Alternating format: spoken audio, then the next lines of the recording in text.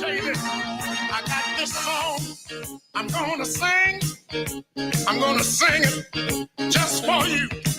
If you dig the blues, I want you to help me sing it too. I want everybody to hear me when I say that the blues is back and it's here to stay. Let me explain it to you. I used to have someone that meant the whole world to me, but she left me for someone else, left my heart in misery. That's when I found out the blues would always be a part of me. Let me tell you this. You see, when she left me, she gave me the blues. That was the last thing I thought I could use. But now I'm glad she left me. I'm glad she gave me the blues. You see, I went out and found me. I went out and found me someone new. That's why I can say this tonight. Hey, hey, the blues is all right. Hey, hey, the blues is all right. Oh, hey, hey, the blues is all right. Hey, hey, the blues is all right. It's all right. It's all right. Every day and night. Let's testify. Say it again, y'all. Hey, hey, the blues is all right. Hey, hey, the blues is all right. Hey, hey, the blues is all right. Hey, hey, the blues is all right. It's all right. It's all right. Every day and night. I'm gonna play it for you now.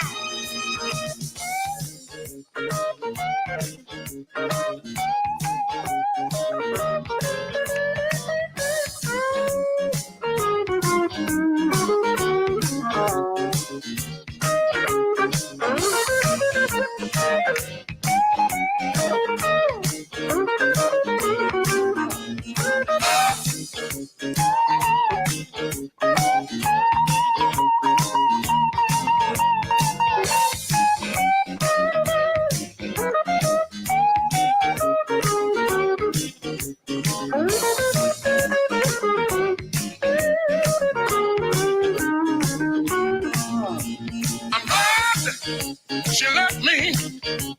I'm glad she gave me the blues. You see, I'm grateful to the blues. It was the blues that brought me to you. Yeah. You see, if she had never given me the blues, I never would have found someone sweet like you. That's why I can say it, y'all. Hey, hey, the blues is all right. Hey, hey, the blues is all right. Oh, hey, hey, the blues is all right. Hey, hey, the blues is all right. It's all right. It's all right. Every day and night. I just gotta say it again. Y'all help me testify. Hey, the blues is all right. Hey, hey, the blues is all right. Oh, hey, hey, the blues is all right. Hey, hey, the blues is all right. It's all right. It's all right. Every day and night. Do it again. Hey, hey, the blues is all right. You said, hey, hey.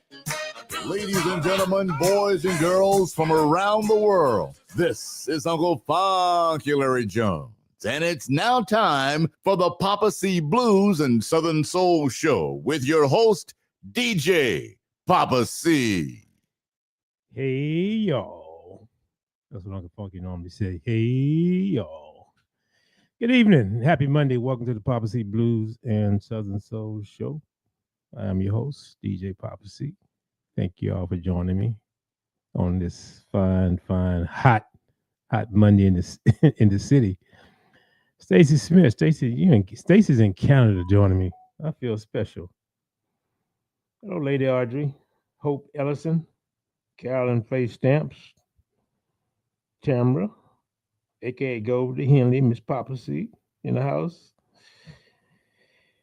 Yeah, we're here. We are here on a Monday, and I can't turn my phone down because it's making all this noise, y'all. I'm sorry about this, but I thought I turned it down. So give me a moment because people are chiming in, saying hello, hello, hello, hello. hello, and I appreciate all the love. But they can, you just watch the show. And I'm going to see you. So yeah, there we go. So our musical guest we had today, he said he had to work at the last minute, so he is not coming on. So what I'm going to have is a conversation for a little bit before I get into the music with the Texas Radio Hall of Famer, Uncle Funky. He just chimed in. I thought he was taking his nap, but I think he's woke now. So I'm gonna bring him on in just a second. But I told Uncle Funky about this story about this man. I went to the store, y'all, and I only them. I'm mentioning it again because I was laughing about it earlier because I went to the store. I was at the car wash and the guy was walking by looking for change. But so I went to the store a while back. I can't remember when, but I got this from my buddy Troy because when I used to be on the ambulance downtown in Station One, those guys walk up to us when we're getting out the ambulance, and Troy would say, and we instantly he would say, "Hey man, give me a quarter." He beat them to the punch. So yeah, I was getting out of my car, and this guy walked up to me a while back when I was walking towards the store and say, "Hey," but before he could ask me, I asked him. I say, "Hey, man, so you got the change on you?" He looked at me and he said, "Man, you young people need to get y'all life together, man." I got out of a fine car, didn't look too bad. I was casual, on my worst day. And, he decided to give me a little word of advice and wisdom about getting my life together because I asked him for some change. And so while I was in here producing my program, I was laughing to myself because it's still funny that this homeless guy decided to tell me I need to get my life together.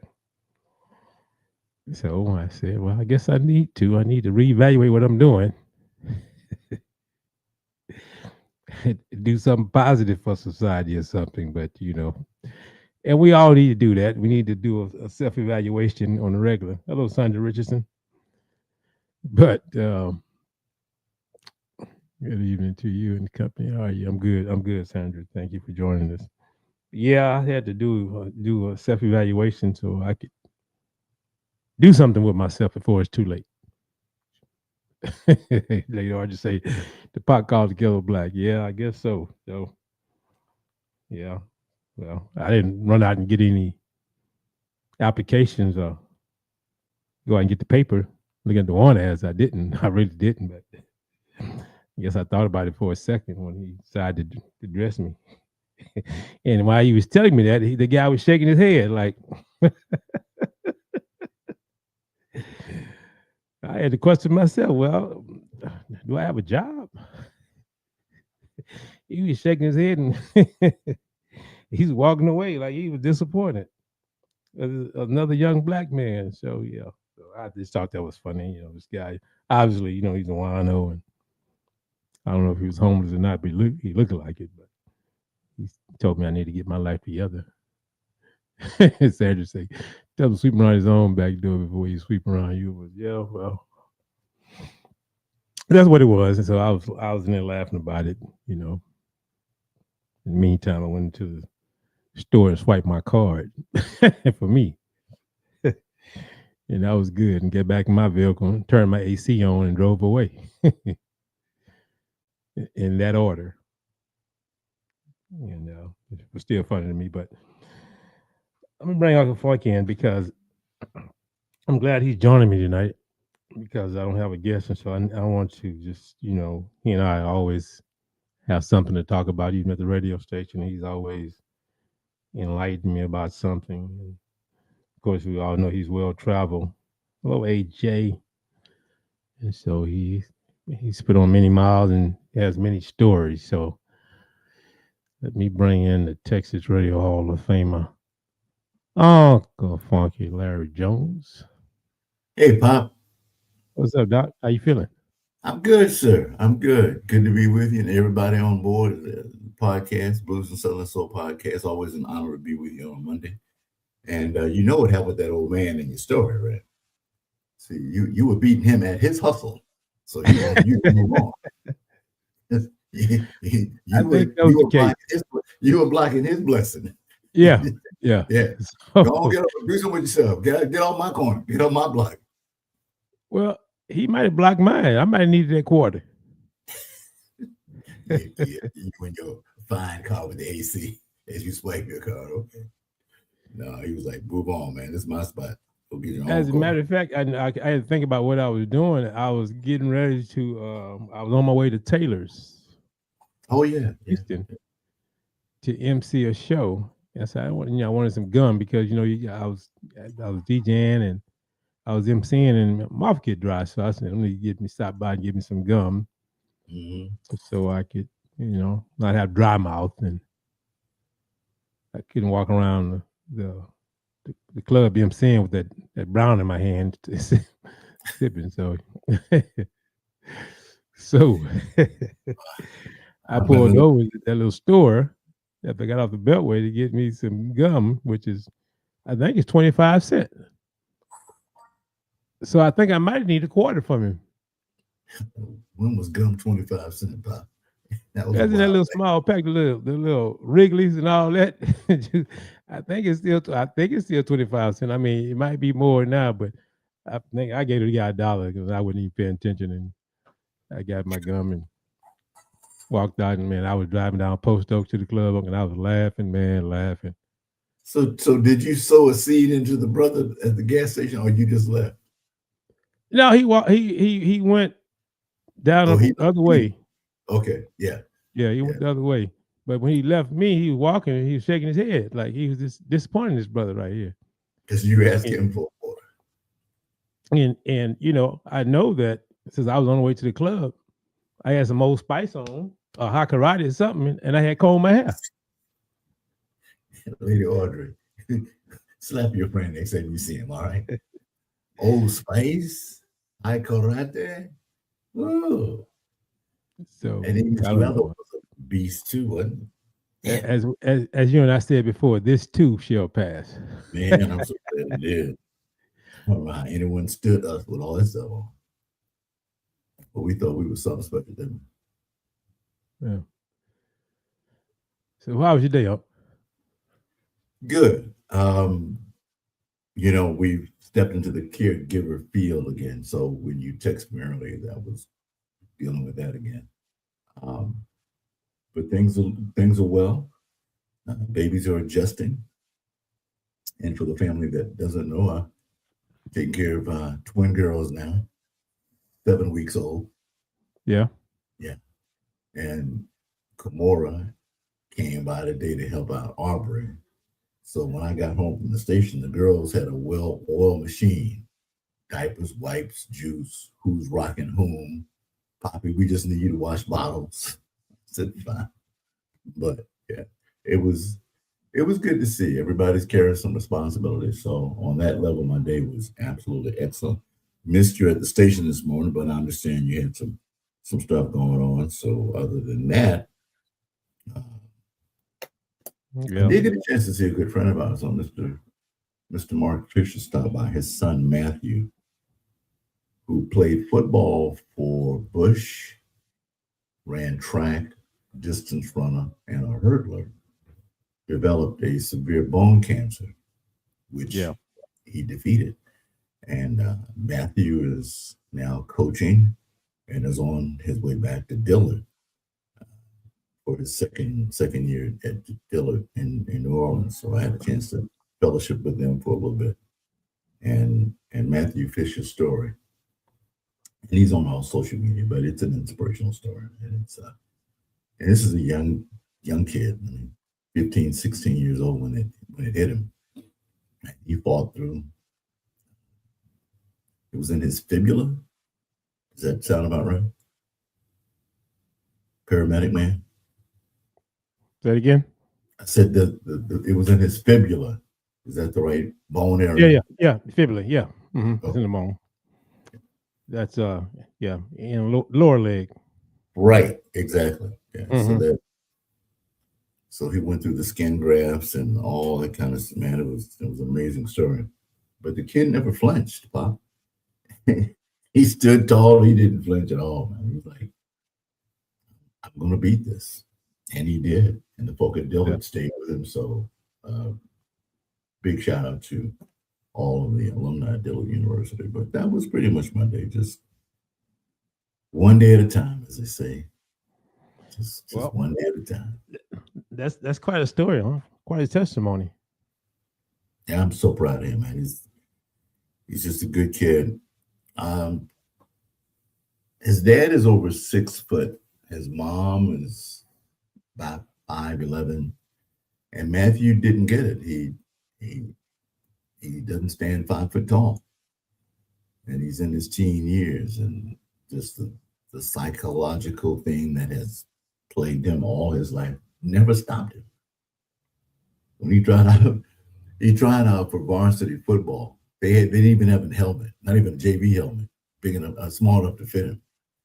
They had to do some pee-wee stuff, and he played. And he's one of those kids that hit with his eyes open and hit hard. So he lettered at Bush. I think he was in the band, ran track. So he's a 3 letterman. Yeah, good kid, man. Matthew Fisher. So he's coaching their JV runners at Dillard now. Yeah. So is he totally cancer free now? Yes, sir, he is. Oh wow! Yeah, look at God. Mm-hmm. So he rang the bell, huh? He rang the bell and is on with his life. Yeah, different purpose because he really enjoyed running, but he's learning that he's a better coach than he was an athlete right now. Yeah, which sometimes happens. So we're excited for him, man. Well, sometimes when we deal with adversity, mm-hmm. and especially come that close to the light, when you beat it makes you a better person. And I only say that because when I had COVID, and there was 4 firefighters with it. 2 guys in Kingwood, they died. And there was another captain, he was a twin. Mm-hmm. Well, and we were on the news, all of us, every day. Our picture was plastered on every station. And, out of those 4 guys, I beat it. Yeah. And when I got better, I smiled harder. Yeah. I'm not a religious guy. I went to church, but, I just appreciated people and worship and everything else included that much more up until this day. Because I would never forget how I felt. And you couldn't tell me my time wasn't coming real soon. And I think I told the story before, but my story's still on. Somebody, I don't know if it's at the club. Say, hey, you can Google you because that story when I interviewed with Channel 11 is still up. So yeah. And the doctor came in my room. I was in Clear Lake Hospital, and he was a Middle Eastern guy. He had a Hitler mustache. But he looked like he was about 18 months pregnant because he had big old stomach. You can tell he ate well. Right. Because he had his stomach resting on his hand, resting on his stomach with my chart in his hand. Oh, Lord. Yeah. And he said, so you're a celebrity, huh? Yeah. And I was in hospital bed, man. I was gray. I was, my body was shutting down, and I was looking at him. I looked at him. He said, He told me, he said, we're going to save you. So I still wonder today, if I hadn't been a firefighter and my picture wouldn't have been plastered all over social media. It's not social media, but television or whatever. What would have been the outcome? Because overnight they sent out of town to get that medication, the same medication they gave Trump, the remdesivir. They brought it back the next day. And I remember laying in my bed looking at them, hanging them jugs and running it through my IV. I think it's called favor papacy. Was that favor? Yeah. Favor. Yeah. Yeah. Yeah, favor. Yeah. Well, thank God for favor. Huh? I'm still here. Yeah. Yeah, I can't run the 40-yard dash like I used to, but I've been having some difficulties with it. Is this mic all right? Yeah, you can cut up just a little bit more. Okay. Yeah. How's that? Any better? A little better, but it's most on my end because the computer that I'm talking on versus when I play music out of, my speaker's kind of weak on it. Oh, so you may have to crank your monitors up. Yeah, so it's on. I have to get it fixed, but I'm just dragging my feet about it because I don't want them to keep my computer. I have things to do. See, Miss Velma has a testimony. Yeah. I knew her son. Velma is one of the ladies who stayed next door to my mother. She's the one who helped and shape and mold me. She couldn't catch me, so she never whooped me, but But her and her son, yeah. Back in the bricks? Back in the bricks. Okay. Right across the street from TSU. I know it well. Yeah, so she's speaking to my mother. They just knew, everybody knew they was writing my obituary. And so she mentioned my mother's name, Gladys Dean. And my mom didn't know I was in the hospital because she had medical issues. So my sister, the family kept it from her.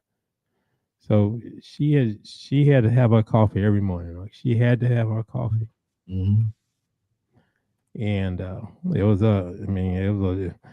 if she had to go in rehab for that coffee, she'd have went in rehab 100 times. She was addicted. Sounds like a lady after my own heart. Yes, ma'am. I appreciate a good cup of coffee, Mom. You need it. She was sitting in the kitchen and watching the news, which she did every morning and at even time. Because way back when we were young, we had one television with the little hanger on the antenna. And she would say, let Mama watch the first 5 minutes of the news and I give y'all TV back. And so she's in the kitchen, and sure enough, hello, Miss Aubrey. Hi, Papa C. What you up to? Nothing. About to go to my cousin's house. Oh, y'all leaving? You taking the babies with you? Oh, no. Oh. You have to help me in it tonight. Oh, wait. Okay. Somebody needs a break. Big time. Bye, Papa C. Bye, Aubrey. Hey, we'll do the prayer tonight? On the phone. All right. Have fun. Yeah. We'll pray for us tonight. Somebody needs a break, huh? Boy. Pally Bell has a song, On My Own. So you're on your own tonight. Me and Miss Ma'am, we'll give it a shot. I may have to call in tomorrow. Somebody else send me through the show tomorrow. But boy. Yeah. Well. Because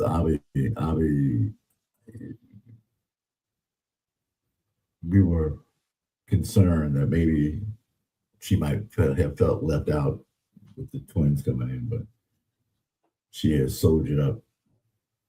Talking about being a rock. She's bottles, diapers. Yeah. Pipes. just holding, pacifying. He was on point. I'm like, I got to do all that tonight too. You know, trash day is part of it. I have my regular routines. You know, I'm trash guy. I'm on bottle detail now with the baby, so add that to my list. Well, I mean, it's good to be part of the team, Uncle. At least they got you on the roster and you have an assignment. That's one way to look at it. Yeah. That's one way to look at it. You should feel special. Don't give a song we could play for me tonight. Which one? I don't know. I'm just thinking maybe you can find me. Play me a song, Papa. Yeah, we want to dedicate you a song tonight, man, because you know you pulling double duty, man. Miss Audrey, you got Miss Aubrey, Aubrey, Lord have mercy. Lady Audrey, you got a song for me? Woo. Hold on a minute, 1 second, just give me a second. Right here. I'm sure. Wow, Lady Audrey typed that song in. Hold on a second. Ms. Velma said, I bet she was passing you back in the day, Papa. I bet y'all had some good times over at CUNY homes. I've heard so many good stories about family and just folk. It's good. Yeah, Miss Velma, she's come and gone. It's a past 10-year-old.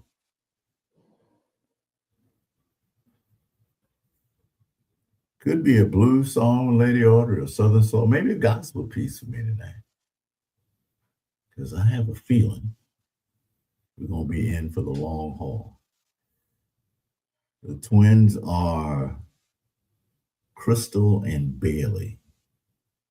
They were born on the 9th of July, 6/9/26. And like previous babies in my life, they wound up on our doorstep. Well, no place for the babies at the end, so they brought them on over to the shepherd's house, and we found a little room for them. Broke them out a little piece of bread. We are family. I can rock with that, Miss Sandra. Bo Williams.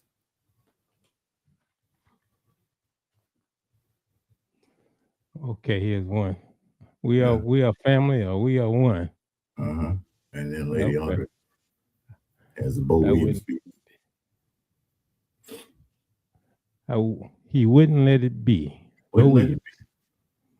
Didn't he pass a while back on Bo Williams? He did. I was going to mention that. A couple of, maybe 3 weeks, maybe a month ago. Bo transitioned. Yeah, do you remember how he got his start? Oh, Bobo, Mr. Soul? Yeah, wasn't it before American Idol was Star Search. Star Search. With Ed McMahon. Yeah. I sure do remember. You know, Val Wilson loved to tell that story. Bo and Val were close in that whole little circle of folk performers.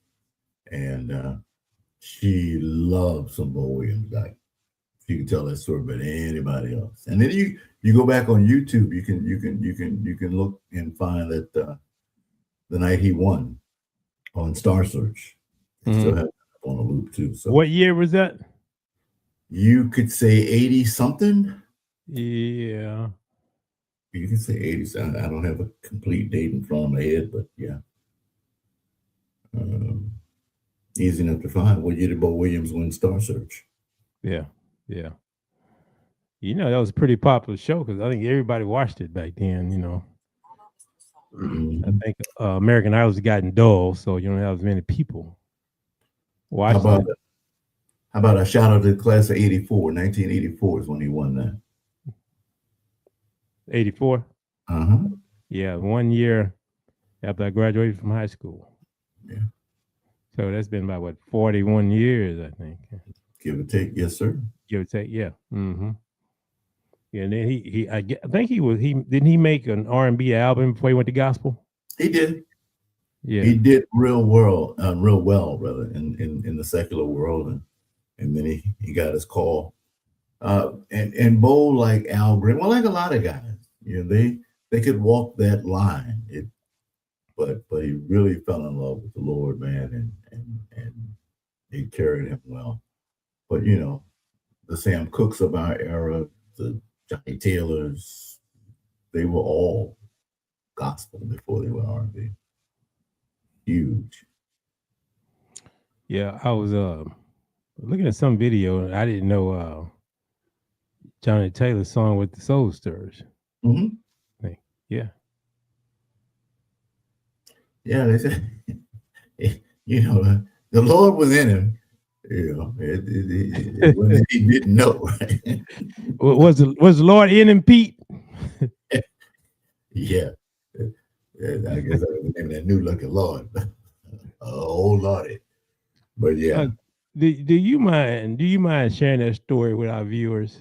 Oh, the night at the Arena Theater? Yes, when the last $2. Yeah, it's interesting you brought that up because I was thinking about that the other night. I keep getting asked to put some of these in some short documentaries of actual things that happen.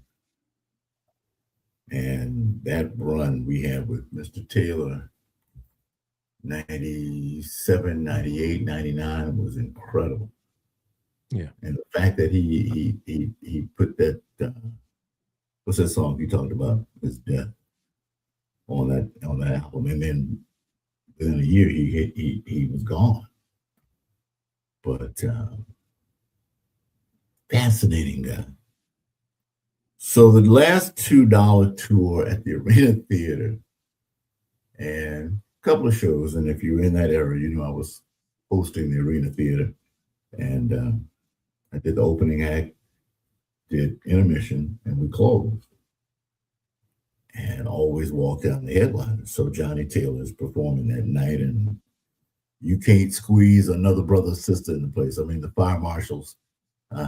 We had to get the fire marshals a special cup of ice cream so they could turn their head and not look at the camera. When I tell you, he should have shut us down, boy. It was something special. So we wall to wall, back to back, boy, and he was as hot in that era in terms of his career as he'd ever been. And that night, I do my thing. We get the crowd pumped up. Everybody's hyped.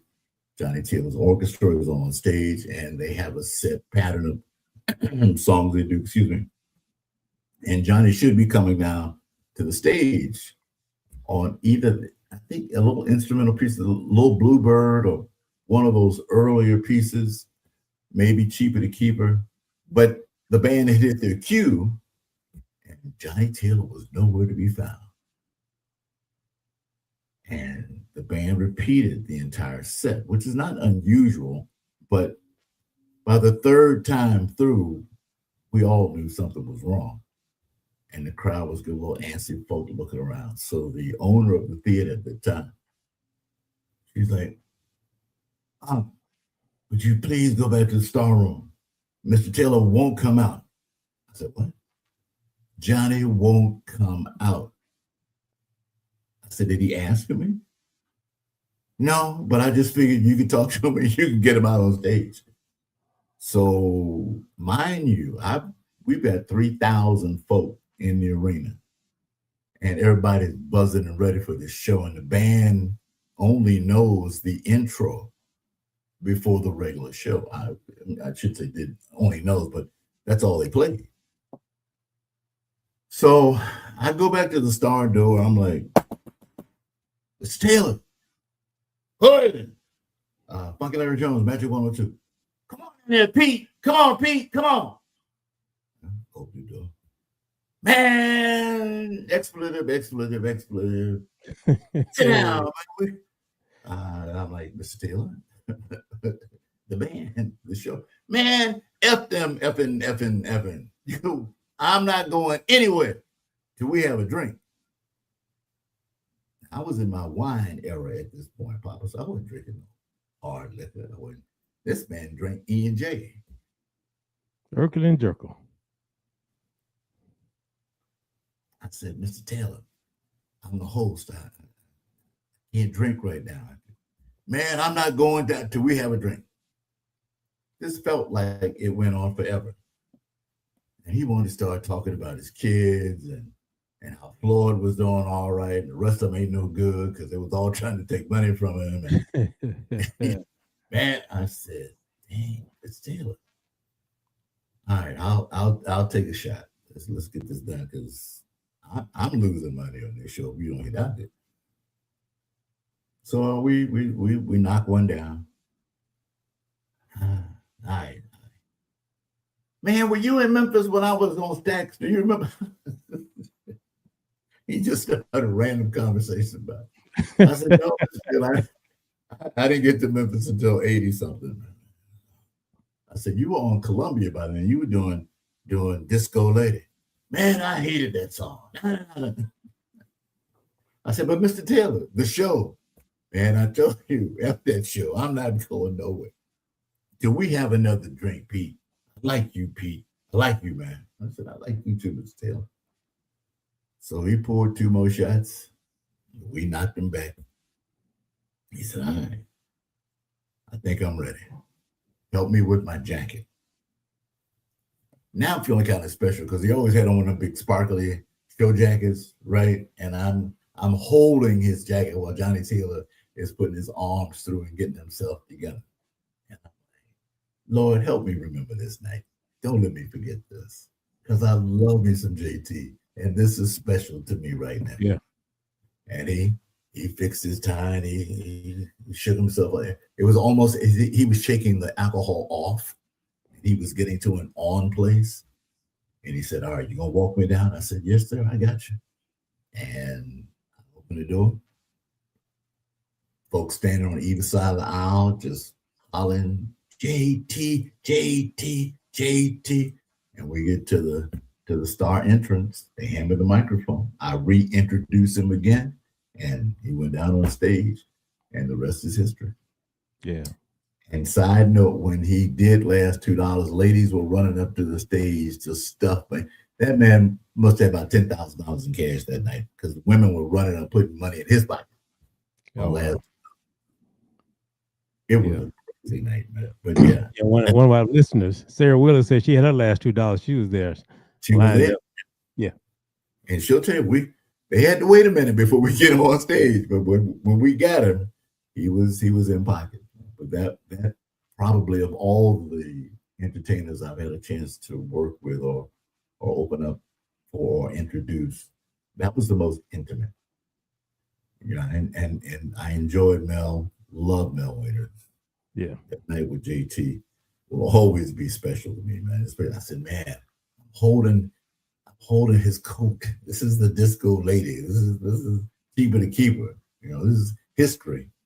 And it was one of those odd nights of being there. And man, if you don't hear me get on the stage, because you know it was a union hall, so we had to get out by a certain time, and folk had been waiting, but they got their money's worth. When he got to the stage and hit, he sang everything. And he was in good voice that night too. So, but yeah, that's my last $2, man. Being Johnny Taylor. Well, that's special. Huh? I mean, that's a opportunity of a lifetime. Just right place, right time. Didn't expect it. Yeah, I had a routine that I did, so that wasn't. I never even thought that would ever be a part of something that intimate where I should do shots of stuff I don't drink with a world-class artist like a Johnny Taylor. And man, you know, can't say no. I did, but he wasn't moving. So for the sake of the team, I took a hit. I took 2 of them. I'm like, this stuff. And then you call that rock gut, don't you, Poppa? That E&J? You know, tell the story. I don't tell it often, but when I was in the Navy up in Oxnard, California, Had three guys that we were hang tight. One last name, we call all each other by our last names. So Mhm. one guy last name was Wright, and the other name was White. So Wright was 6'4", White was 6'6". Of course, me 6'1.5", hanging out. You know, we would go down to Santa Barbara, California, to a club called Safari. Yeah, and man, I'd never had a hangover in my life, and I wasn't a drinker until I went to the military. But you know, those guys, man, White, he's from Newport News, Virginia. I've been trying to find him forever.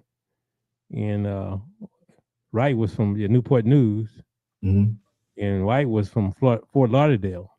We just clicked, and we went play. We played. That was my good days. We played basketball almost every day in the evening time. I mean, whole court. I mean, we played ball, man. And so, but on that Friday, we were going to Club Safari. Safari. Yeah. So White pulled over. He had a little blue some kind of car. He went by the liquor store and they came out. He didn't come out. He came out with the E&J, but it had no cups. Oh, Yeah. Yeah. And so you know, we rolling. We had one more guy with us, so we rolling 4 deep. I don't know the other guy's name, but he just having to roll with us that night. And they passed the bottle. Well, I wasn't gonna be the punk, so I was drinking too. And but I think that day it was busy at work. Well, I was in A school then, which was GMOS, and so I don't think I ate. And so man, we rolled into Santa Barbara from Oxnard, which is like going from Houston to a little past Galveston. But if you know anything about the coast, you got those hills, man. I mean, you going down the freeway and go up, man, and you make your ears pop. Never had the experience, but I've watched a lot of TV, so I've seen them. Yeah, they're real. And so, man, we was probably about 10, 15 minutes from there, man. I told the guys, pull over, man, pull over. Yeah. So, yeah, I put that name on Urkel and Jerkel, bro.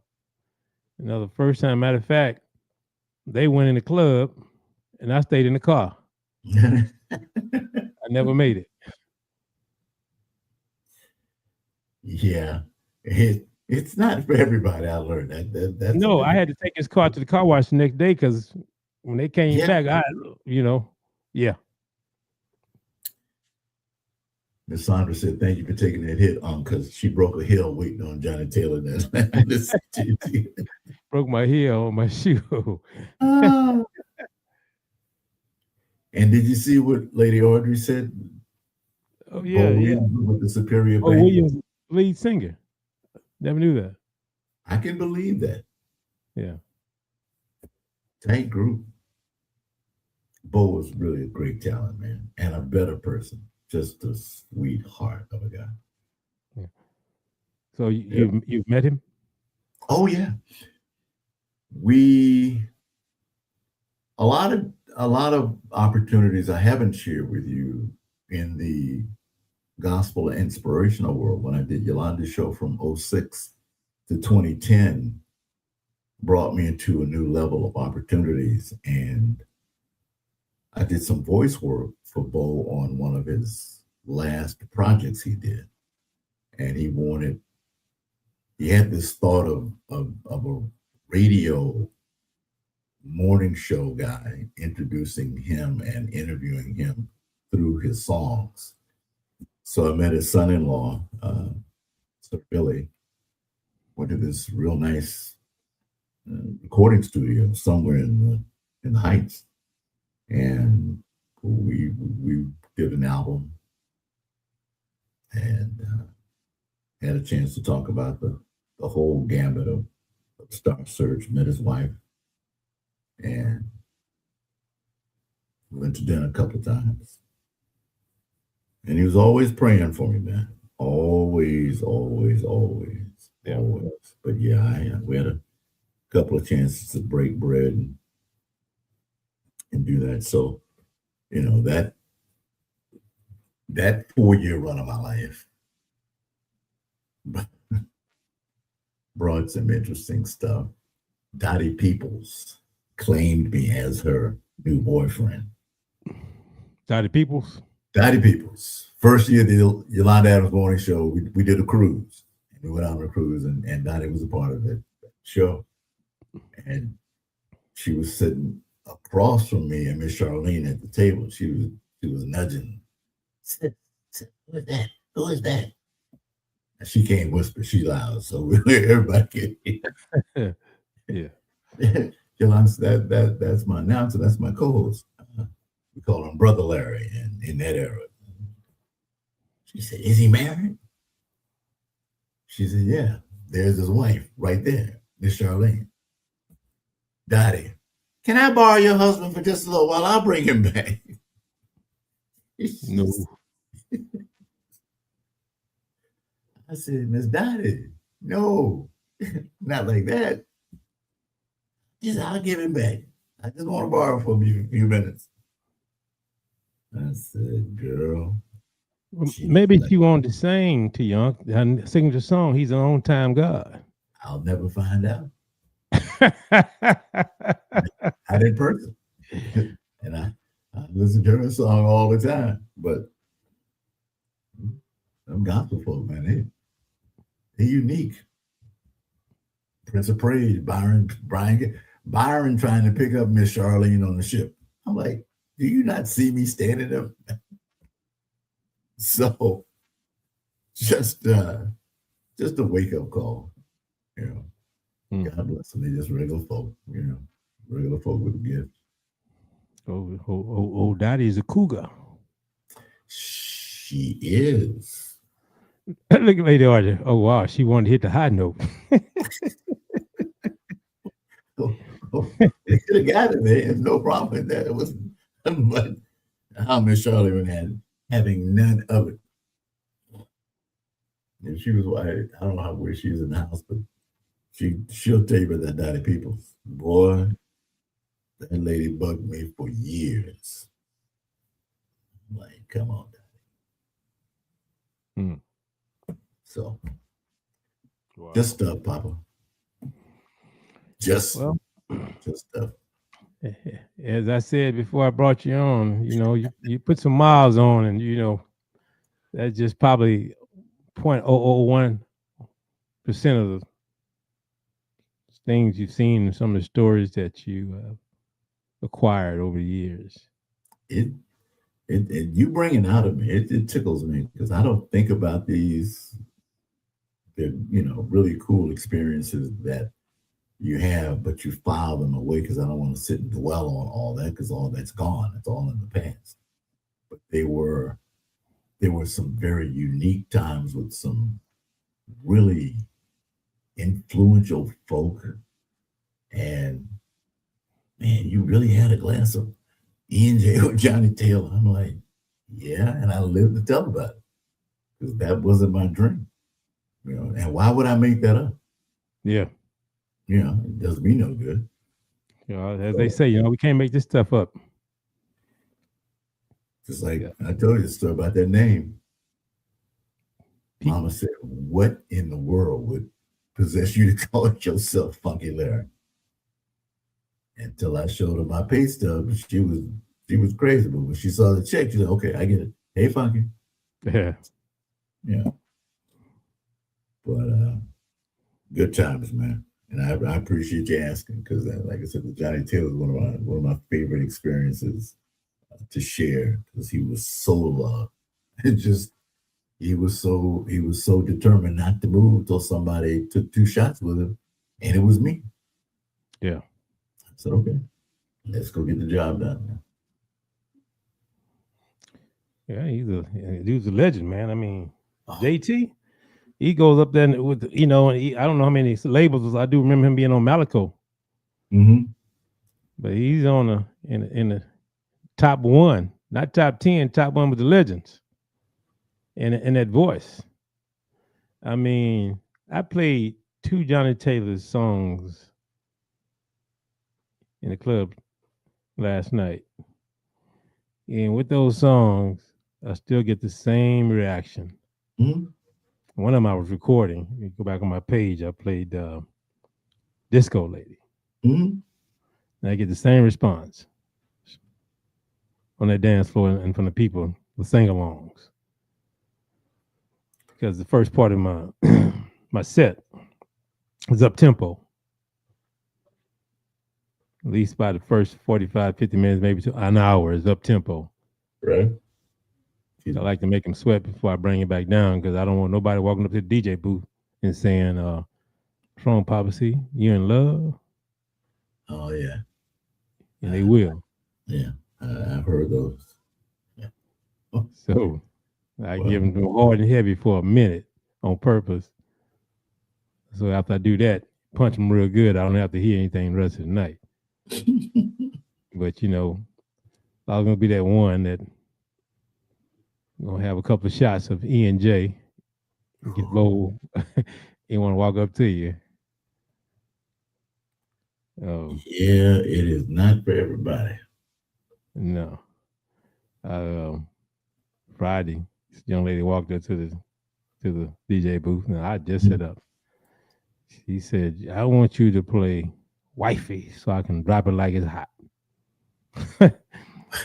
She's every bit about 71 because she had a wig sideways. Oh yeah. She got to pull it down. She got to pull it down just a little bit. You know what I'm saying? Aren't you somebody's great grandmother? Yes, indeed. Everything to do with anything, but you know. But the point being is that she asked for the song when I was setting up. After I set up, started playing.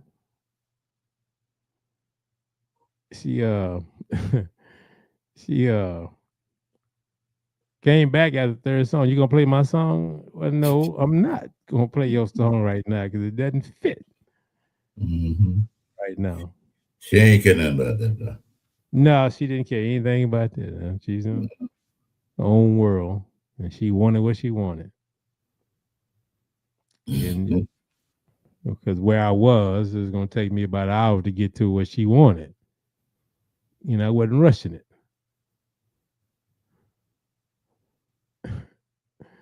So, did you ever play?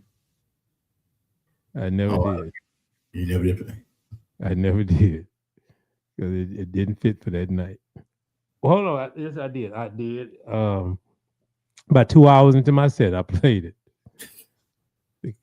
The club was good and crowded, and it was good and warmed up, and it was that time. And it fit perfect, and you know the dance floor said so. But you know, she walked out the door. Didn't say bye. Hurt my feelings. So Miss Sandra wants you to play some Johnny Taylor and maybe some Peebo before we leave tonight. Well, we can do that. Well, I want to hear Velma say, I want to hear JT before you leave. I'm having those Apple Boom Farm. Okay, Apple Boom Farm. Never heard of that one. You never had Boone's Farm apple wine? No, I had Fuzzy Neighbor, Strawberry Hill. Oh, that's a distant cousin. But Boone's Farm, boy, now that's a headache. Yeah, I'm young. I'm 17, 18, 19. Boone's Farm was it. But boy, you talk about a headache. Yeah. Woo! Yes, sir. Shook it off and went back and got some more. It was more sugar than anything else. But yeah. Boone's Farm. Yeesh. Nah, I don't even think it's around anymore because I still look at it on the shelf. As a matter of fact, I tend to buy a bottle or two for the big trail ride and put it in my cooler. I do. Did you ever go through the Old English 800 era? I've never drank it. I'm glad. Boy, that's like drinking camel piss. Old English 800. I take your word for it. And I was an endorser for it. I was working in St. Louis, and we had a big campaign on Old English 800, OE 800. I damn near died. I said, y'all can take this money back. I'm not doing this. That was one it was horrible. Yeah. Yeah, man. OE 800. Yeah. Done. You know, when it comes to beer, Yeah. I've never dabbled, Yeah. and I didn't start drinking beer until I started trail riding. No, I take that back because I was drinking Coronas when they had 4 pesos, so 2 pesos, or 2 pesos, or 4 pesos. 2 pesos, I think. Yeah. Yeah, that's the first time. That's the second time. Yeah, because I came home and these guys I used to hang out with, I used to go to the Blue Ice with, Mm-hmm. and that's when I first started drinking beer. I drank that Corona and eat nachos, and I came home, and I didn't want my mom to know, even though I was out of high school, college. I didn't know I was drinking because her son was a golden child, and so I was sitting out on sitting out on the porch.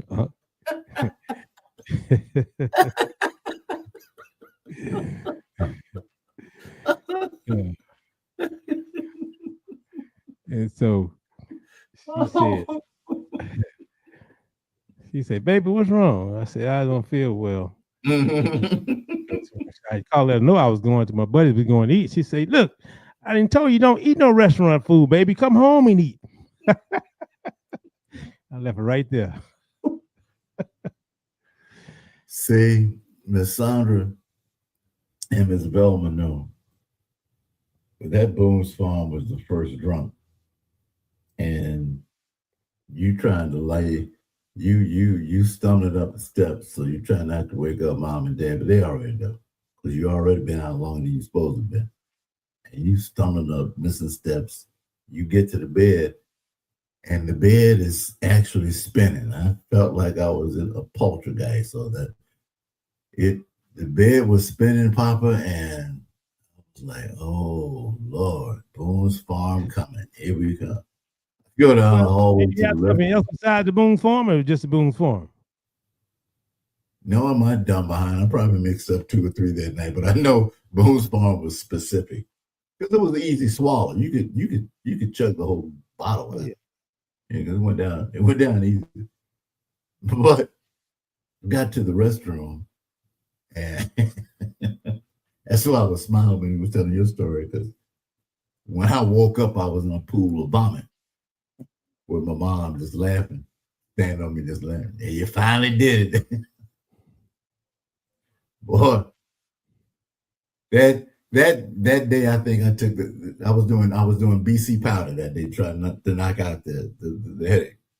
Yeah, that's what one of our viewers at Deborah Bain said. They didn't have BC powder back then, you know. Boy, that BC powder. Mama kept BC powder. And you remember Aniston? You ever another brand called Aniston?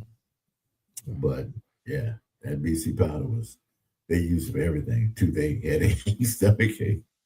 And they take your powder. So did it help? I'm here. I'm here. I think I was hungover for 2 or 3 days back then, but yeah, we finally figured it out. Well, you know that BC powder was packaged the same way that Standback was. You remember Standback? Standback? That's another one, yeah. Yeah. I wonder why they took that off the shelf. Oh, I'm sure we can find the reason. I'm just when it was one of those commercials back then when Hee Haw was on, you know.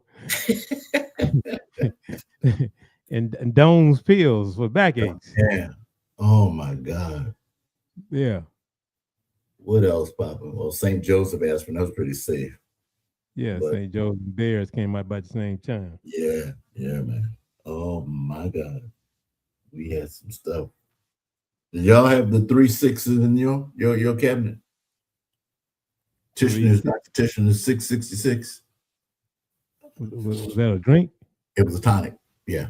It was one of those cure-alls. No. It's supposed to be like cod liver oil. Oh, I cod liver oil and castor oil. My grandma, I don't know why. I don't know if they had a sidebar conversation, but they would have all the grandkids lined up at the door. and I wanted to run. But you didn't run from grandma. We had to all come through the door one by one. Take that, man. I thought it was the worst day of my life. Yeah, we didn't get too sick either. No, we didn't. But I think I'd rather drink snuff. Ooh, yeah. God, it was good. I remember one time I got my grandma wasn't looking, and I put my finger in that Levi spitting Garrett and taste it on my tongue. And I just wanted to die. I started spitting and I ran and I was scared. I didn't know I was my tongue was gonna fall off or what, because it was spicy, it was hot, and then it kind of made me a little intoxicated. At the same time, look what Lady Audrey just wrote. It was the devil. I'm telling you, man.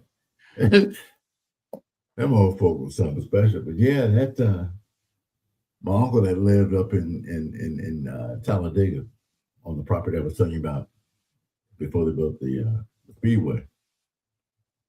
He had that Red Man, and he always had a pack of Red Man chewing tobacco. Yeah.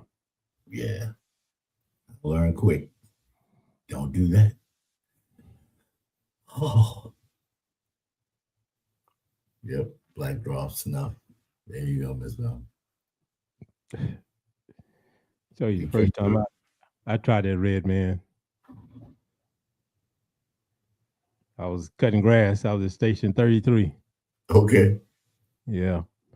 It was hot that day, and it was on the captain's desk, and he was outside, so I went and got me a little pinch because I was dibbling and dabbing when I was in the military. Yeah. And he take a big old wad, put it in his jar, make it look so good. So I said, "Mama, give me some of this Red Man." It was kind of sweet. Yep. I'd be doggone, it snuck up on me, man. I was high as a kite. My eyes got red, and then my world started spinning. And we were cutting grass at the station. I fell down in the yard. And the white dude named Billy Jaslaw just got me by my ankles and pulled me to the side because they were cutting grass.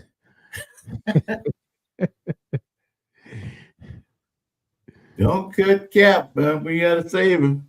Yeah, so he pulled me to the side. But I was a rookie, so I didn't count. He just pulled me over to the side with both my ankles. You were fresh, okay. Yeah, I was a crab. And so that was my last time putting that tobacco in my mouth. Yeah, at the time, I didn't know you could get throat cancer and all that other stuff. Tony Gwynn, one of the great baseball players of all time, developed that because he used to keep a big chew inside his jaw, and throat cancer, mouth cancer just took him away. And I'm like, man, we got to stop all this foolishness. That stuff. Oh yeah, do it right. The tobacco was big on causing throat cancer and mouth cancer. Mm-hmm. Yeah. And why did we think a woman wanted to kiss us with all that in her mouth? Boy, like, damn. Y'all must have been drunk too. What happened? Why would a woman want to kiss us with all that in our mouth? Yeah, well. All that old nasty juice. I don't know. I look at my coworkers. And at my station, most of them walk around with them cups in their hands. I just want to make sure I don't ever pick it up. But most of them walk around all day long. First thing they do in the morning time, I'll be sitting in the kitchen, we talking. They have their coffee. We go eat breakfast and come back. They grab the cups and putting paper towels off on their hand. I was like, ugh. Yeah, the spit and chew or chew and spit, and it's nasty. Oh, so I found the answer to your question about Johnny Taylor.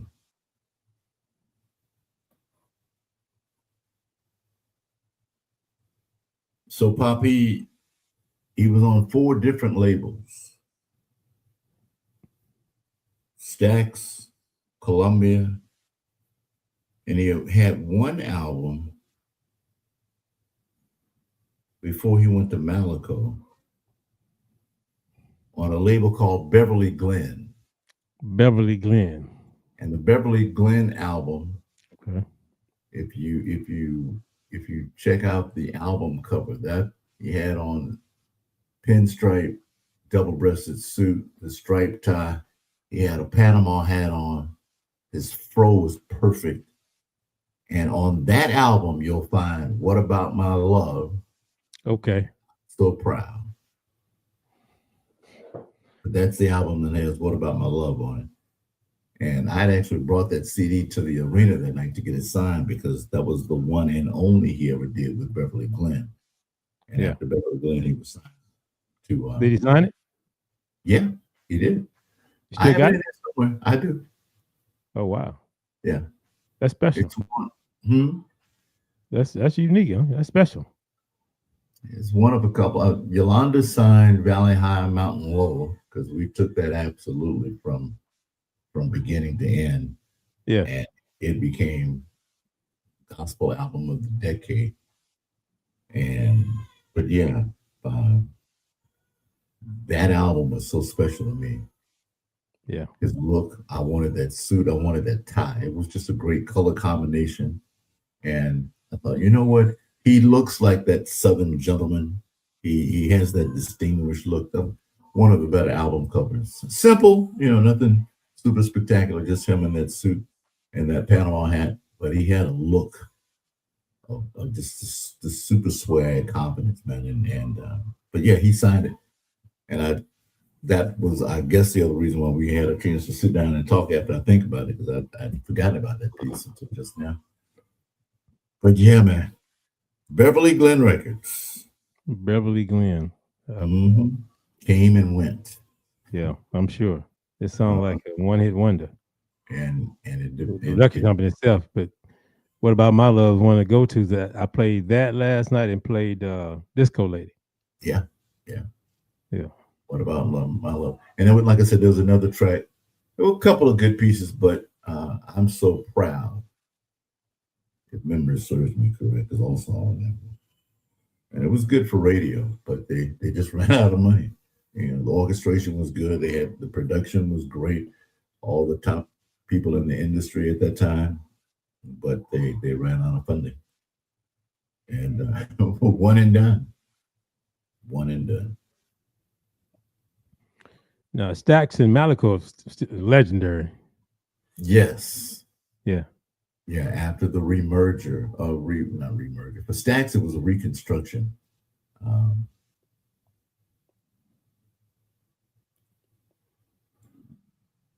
And Columbia picked up the distribution on Stax for a season. Now I think it's gone through that whole Universal, because everything's so well. The Japanese market has bought everything, so everything is Sony or Universal Music now. So really, numbers, names off labels really don't mean anything unless you have an independent. Yeah. But Malaco has been able to keep itself afloat for a number of years, and that's where I met the original Funky Larry Jones. He used to work for Malaco Records. Yeah, and we had some fun conversations, and of course that's where I met Mel. And had that run. Leroy Allen signed with Malaco. Mm-hmm. Him and Yvette Busby. Yvette Busby, yeah. And Chopper Law. Chopper's another good artist, man. Yeah. And Tommy Jr., Tommy Crouch, or Tommy Jr., the owners, he and his dad for years. And his dad started off as one of those engineers, if I'm not mistaken, with Stax. But, for that era, the old Sun record label that did Elvis, that did all the early blues stuff, the Big Mama Thornton stuff, they were instrumental. So those cats have been able to stick around, much like the Don Roby era of Black Beat, the Peacock label, the Duke label. And Mr. Roby took all that to Memphis when ABC Records was in Memphis and merged that to ABC Peacock. Not familiar. I'm familiar with Peacock. But yeah. But we had a lot of great independent artists with independent labels, independent men and women who had like last week we had the conversation with Mr. Matt. He went out early with his own record label. And those early pieces are just classic stuff. The Gate Mouth Browns, like I said, Big Mama Thornton, all of that old mid 40s, early 50s R&B blues stuff. Yeah. It's really cool to listen to because it was the best production they could get at the time. It's all mono stuff, later converted to stereo mono. But you want to learn your music history, music appreciation, especially, being a Southerner like myself, I have great pride in what we did. And some of that stuff was so good. Of course, you know the story that the white artists, the Pat Boones of the world, did all the covers and got all the thank yous for it. But there was some really great artists that come out of this area up through Louisiana. Over in Shreveport, they had a little label called Pamela. Pamela label had a group called the Montclair. Lead singer Phil Perry. Phil Perry? Mm-hmm. Yeah. High school men and women, man, these kids, and of course at one point the Motown sound or formula kind of influenced everyone. And we were all young and in that era where we had our backyard bands and we had our talent shows, and you discovered kids like the Bo Williams and everybody else who could really, really sing, and Archie Bell and his group, and you go to Memphis and you run into Booker T. Jones and the MGs, and you see a couple of white guys and you think that's odd. What are they doing in this band? But they were just as rhythmic as anybody else. And it was just kind of a fun era to have grown up in and watched and had the opportunity to participate and play on a few songs. And, it was an experience. For me, the summer of 71 is that's the one folk are pushing me to finish writing up on. So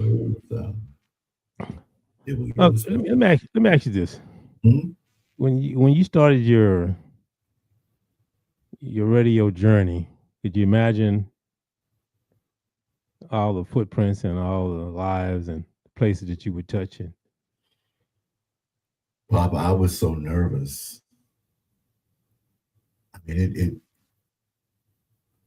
I was hoping they called me back for another weekend because the competition was so strong. You had guys coming from everywhere that could do the same thing you were doing and do it better. At least in my head, they all sounded better than I did, and they all knew they knew the music, and it was, again, I say this not just, it was by the grace of God. By the grace of God, you'll hear basketball players tell you about the guys that just were on it on the blacktop, yet they didn't make it to the league. And you get to the league, you do well, and you're like, yeah, man, but I wasn't the one. there were a bunch of other folk behind me, and the ladies could rock too, man. Yeah. So I never even took time. I didn't start thinking about impact until I got to Little Rock and I went into the lab, and we were challenged by our owner to develop a sound that made very successful between Memphis and Little Rock and Memphis from 78 to 84. And we were around a lot of different bands and groups and some influences, and you ask about that. It didn't really hit until we were put into a position to become change makers. And that was because we took a chance on a group called Maze, featuring Frankie Beverly. But we took a chance on a group called Rufus, featuring Shaka Khan. We took a chance on a group called LTD. We took a chance on a group called the Brothers Johnson. All these were new acts. Yeah. But all legendary now. And when we started to develop a footprint with the industry, and they would send us the Al Jarreaus of the world, and the Bob James and Herbie Hancock, people who had success in other genres were now crossing over to the dance R&B lane. You know, what are we going to do with this? What can y'all do with it? You made this work. Can you make this work? It's a two-way street. But yeah, I think so I started 73 Pop, and I think things started to become a big deal about 77, 78. We were getting a lot of recognition for being out front on a lot of songs that influenced parts of the country. And, we built a legacy of playing local, then playing regional, and then playing across the country.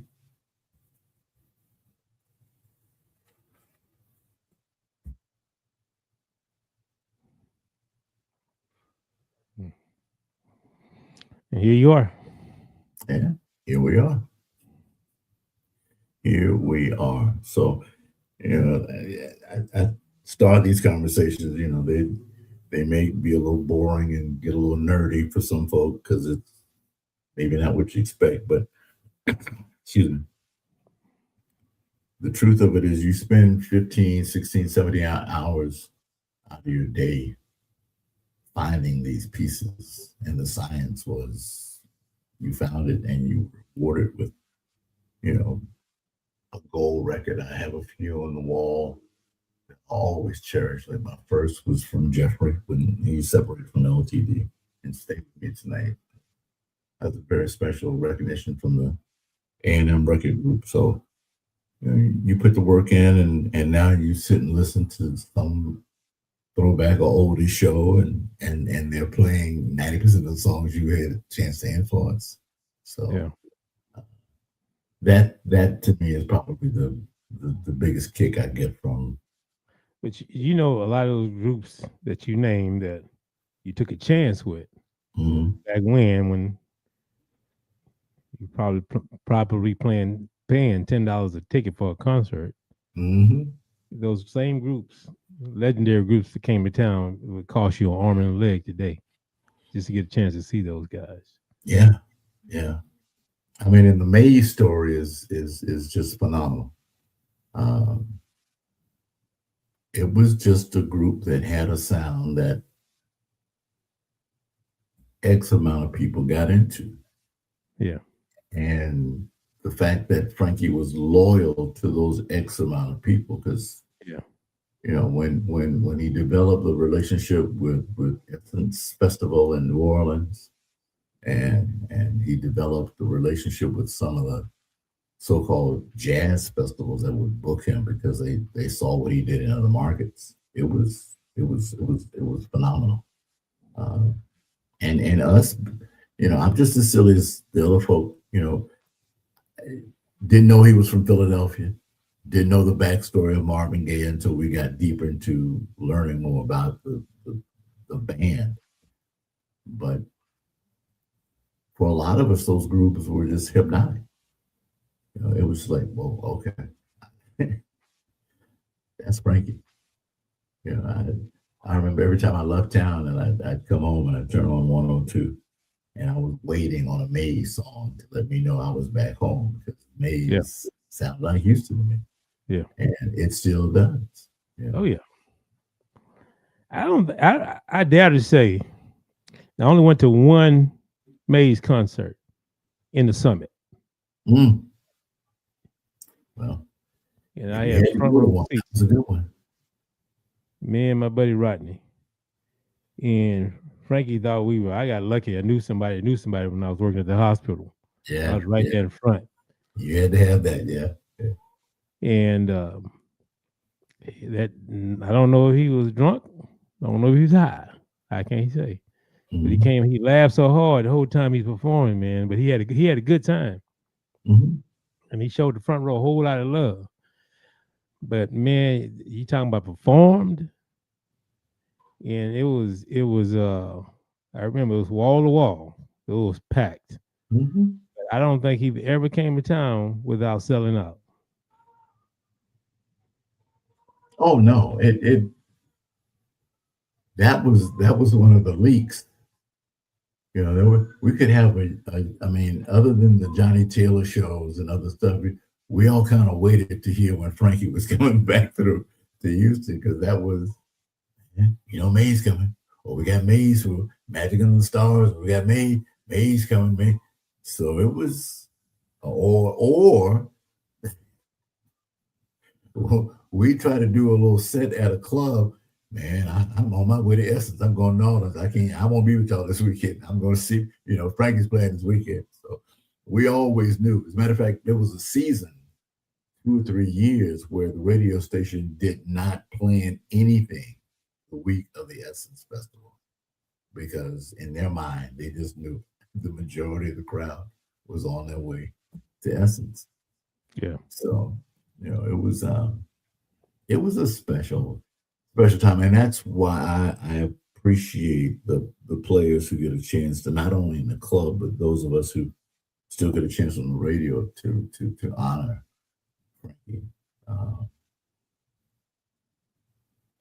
because other cultures honor, and stay with me, they honor their Frank Sinatras, they honor their Perry Como, they honor their Elvis Presley, they honor their Beatles, they honor their Three Dog Nights, Chicago. Go on and on and on and on and on. You go to satellite, there's a channel for all them boys. And I'm not hating, but there's only 2 for us.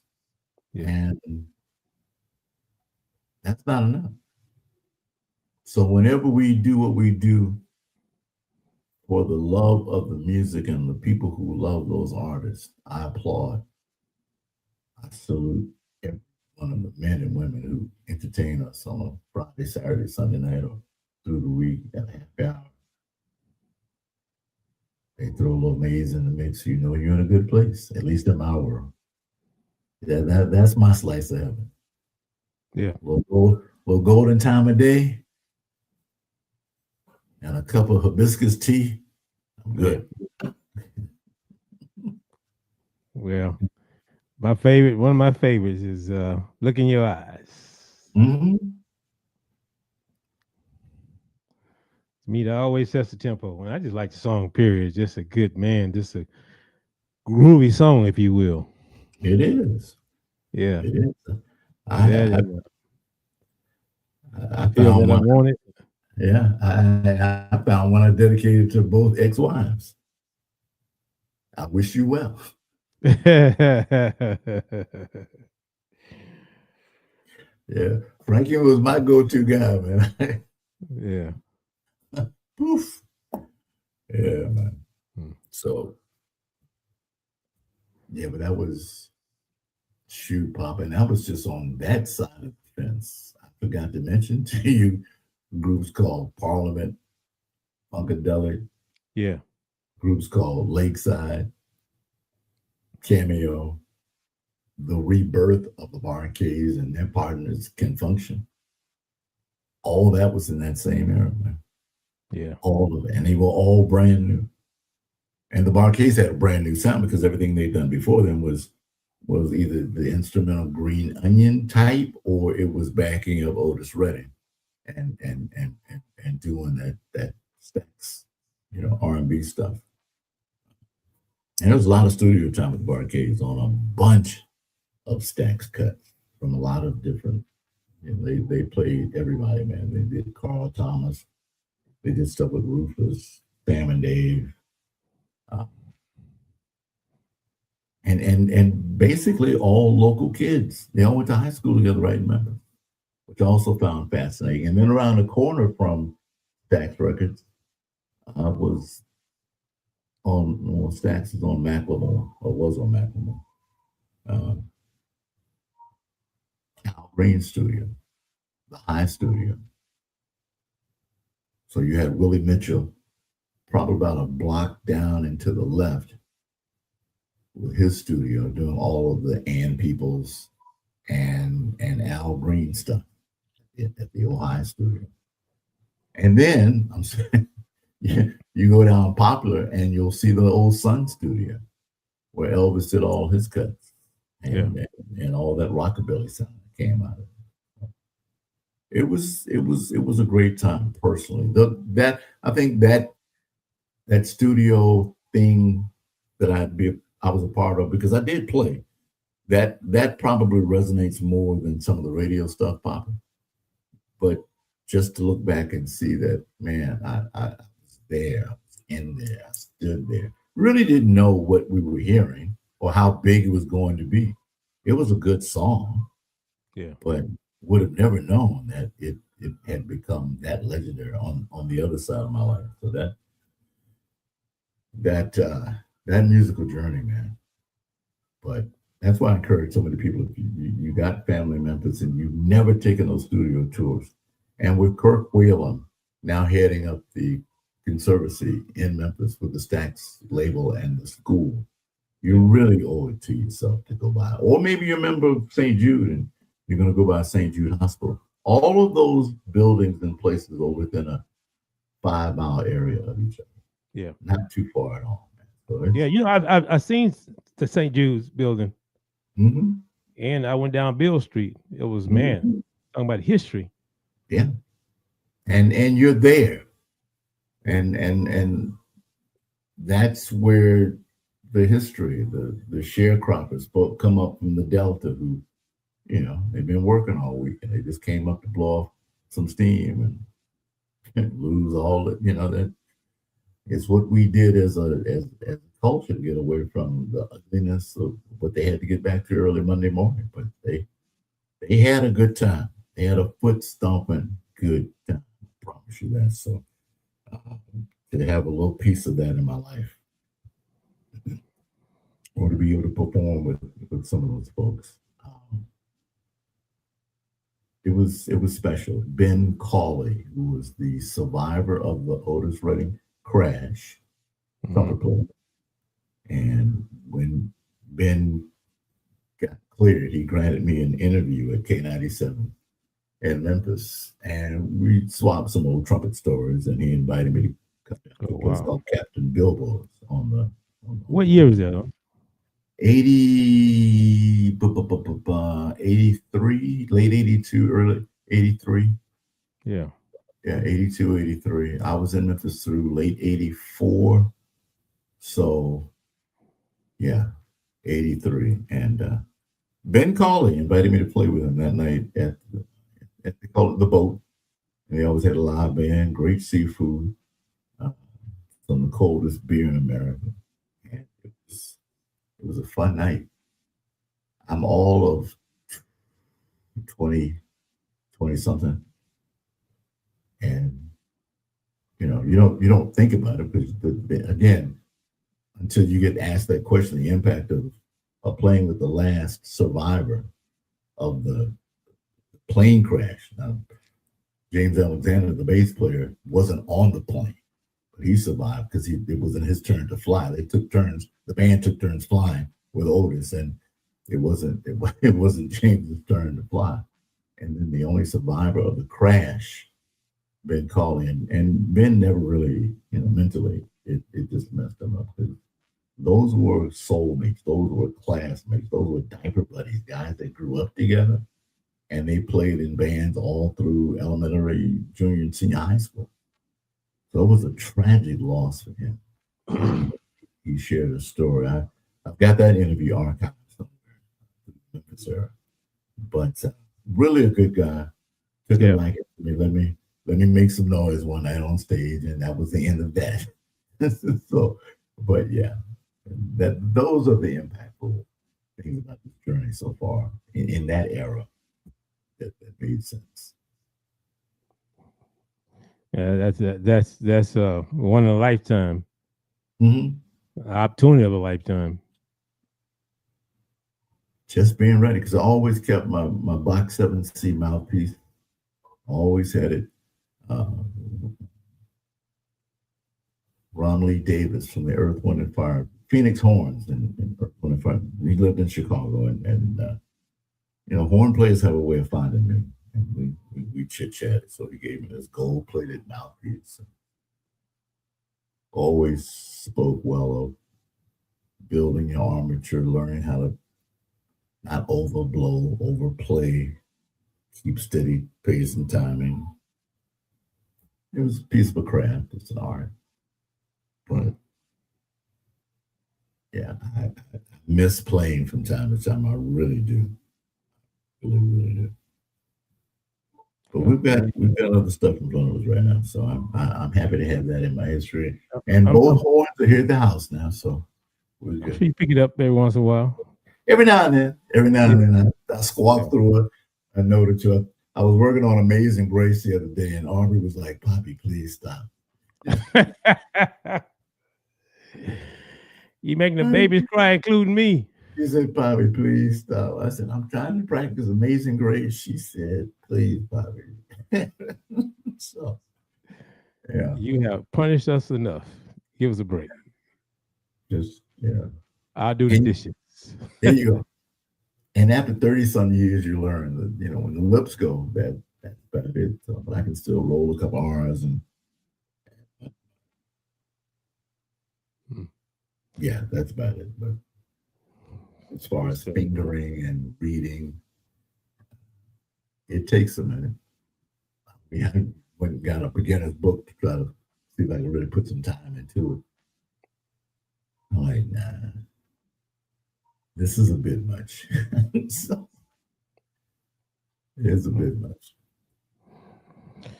It's 8:30, Unc. So, didn't you have a guess? How did I wind up doing all the talking again? That's the part that tickles me.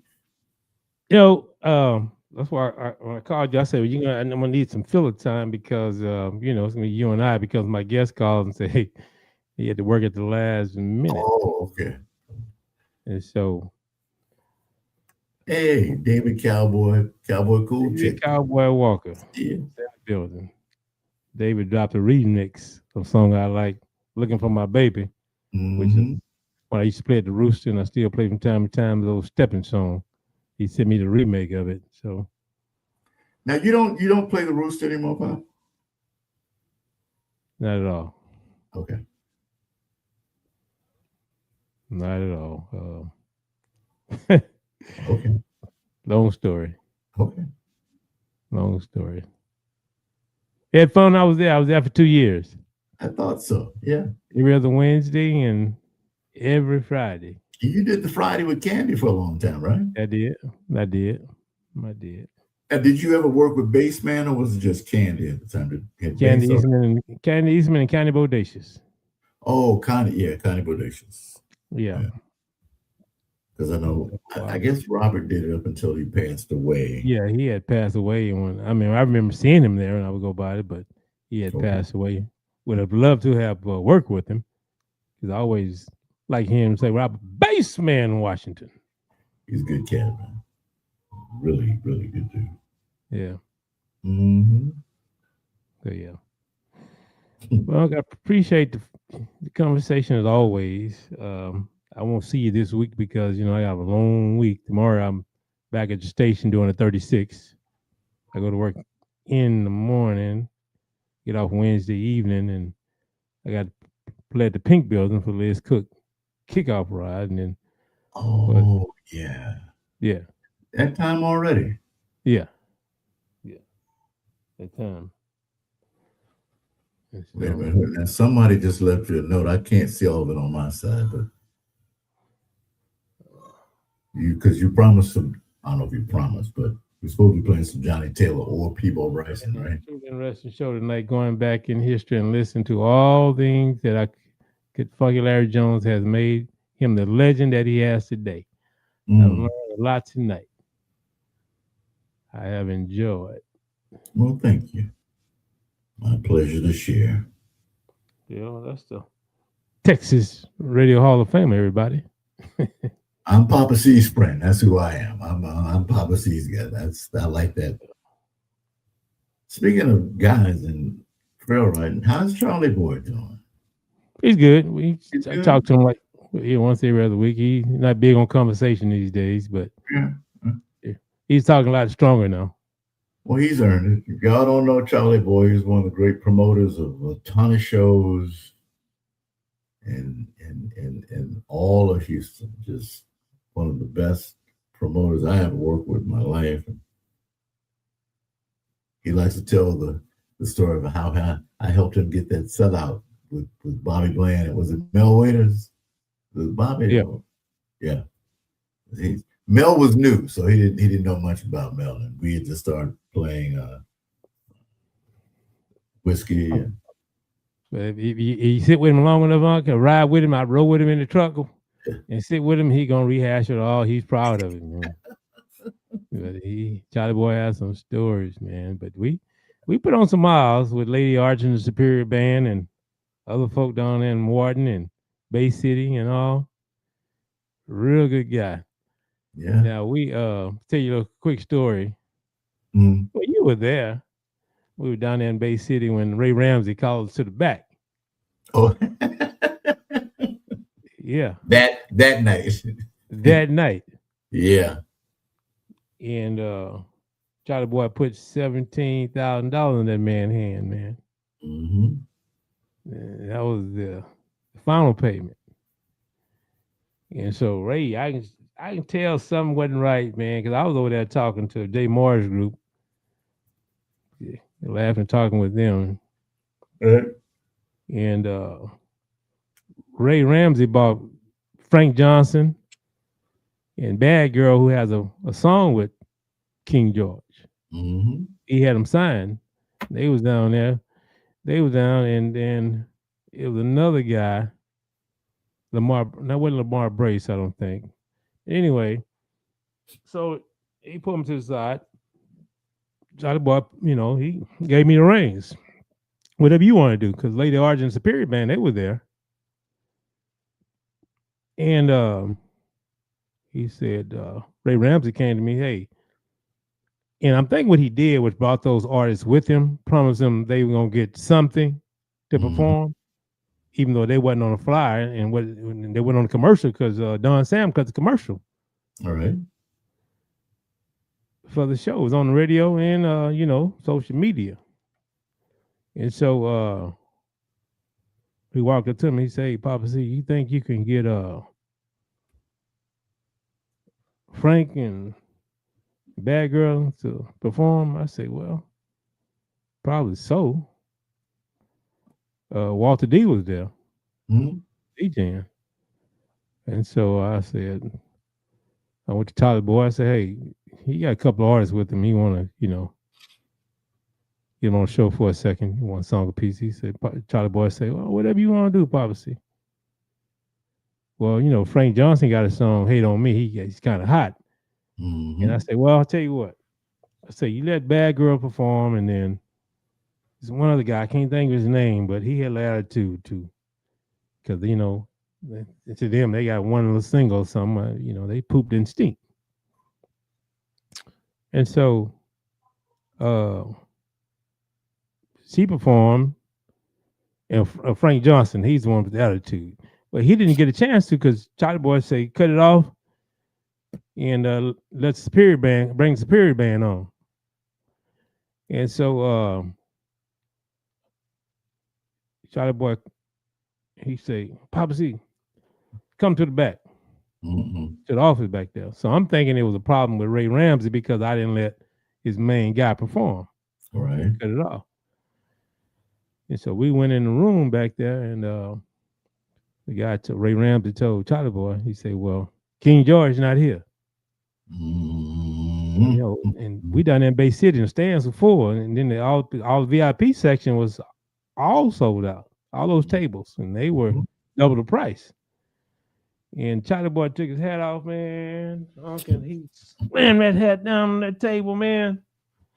He said, "Man, these folk from the tat the place up." It's explicit. He said, "What you mean?" And he said, "Ian, I just put $17,000 in your hand, cash."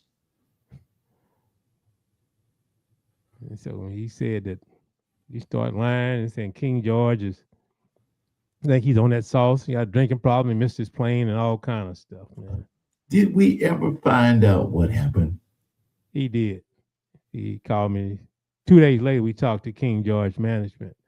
Okay. And what happened, Ray never, what he was charging $30,000. Okay. But King George wasn't. Or the promoter was charging. He whatever it was, he was charging like $5,000-$6,000 over what King George charged. Okay. Well, he happened to find out about that day that Ray was using him. George found out.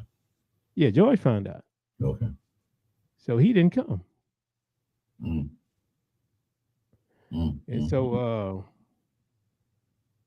I've never seen Charlie Boy like this, man. I was back there. But I'm thinking of walking back there because they got a problem with me because I didn't, conduct the show the way they thought I should. Yeah. But that wasn't the case. But luckily we had Jay Morris, because Charlie Boy had never heard Jay Morris, but they put on a show and made up for it, had the crowd rocking. But still, it was some folk pissed off because I was down there at Betty Love. And I left Betty Love, that trail ride, because I worked for her. It was on the same day. And I rode with Jam and Jay down to Bay City for the show. I was double dipping. And so what happened, them people came out the stand, man, they were pissed off, and there was a side entrance. Jay say, "Poppa said, I'm gonna pull my van up to that side entrance right there." Because I was even seeing walk around with the mic in my hand, mess with the folks in the stands and sold tickets and everything else. So I don't know if they knew I had anything to do with it, but man, after the show was over with, he told them the King George wasn't here. They started booing and talking noise, and I ran to the side entrance and jumped in the van. And Jay took me back down to Dansanger, Texas, which is probably about 45 minutes outside of Bay City where Betty Love gave a ride at. So I was doing the ride. I had my food truck down there as well because my sister came down working my food truck, and I was her paramedic. Yeah. But I had also MC that show all in one weekend. So that Saturday was it was heavy. It was. Yeah. I remember seeing you for a hot second. We talked about the possibility because I kept feeling like Keith Sweat. Something wasn't right, huh?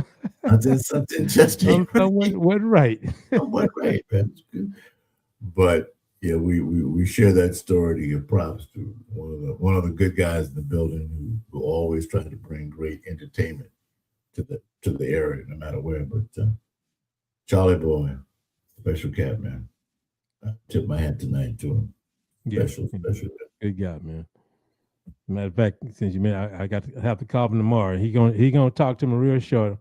Okay, then. Okay, we're gonna talk about 10 minutes. Normally we talk about hours, man. Yeah. Now we talk about 10 minutes, 9, 10, 11, 12 minutes. He asking about you and asking about this and asking about that. What you planning to do weekend? I'm on so-and-so, John. Okay, then. I'm gonna you later here. Okay, Charlie Boy. Well, let him know that, and this is right hand to everything I know is good. Miss Arbery asked about Charlie Boy. Oh, wow.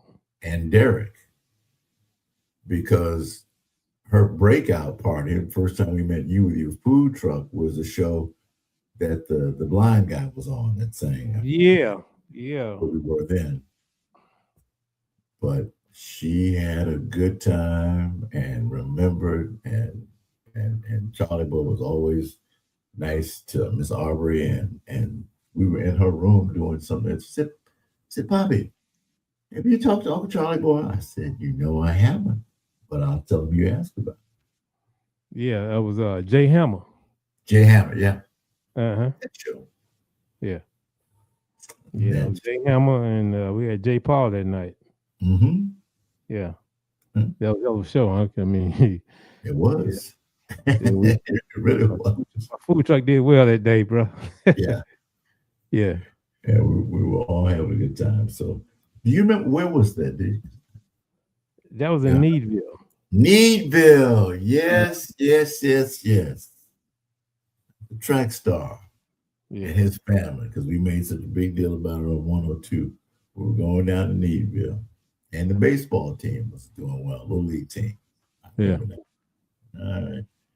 Yeah, I always have to want to add these little towns. I've got a little thing I'm doing, and first time we played West Columbus.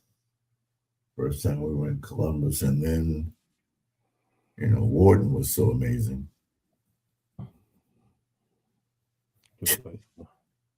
And then we the 4th of July show that was downtown.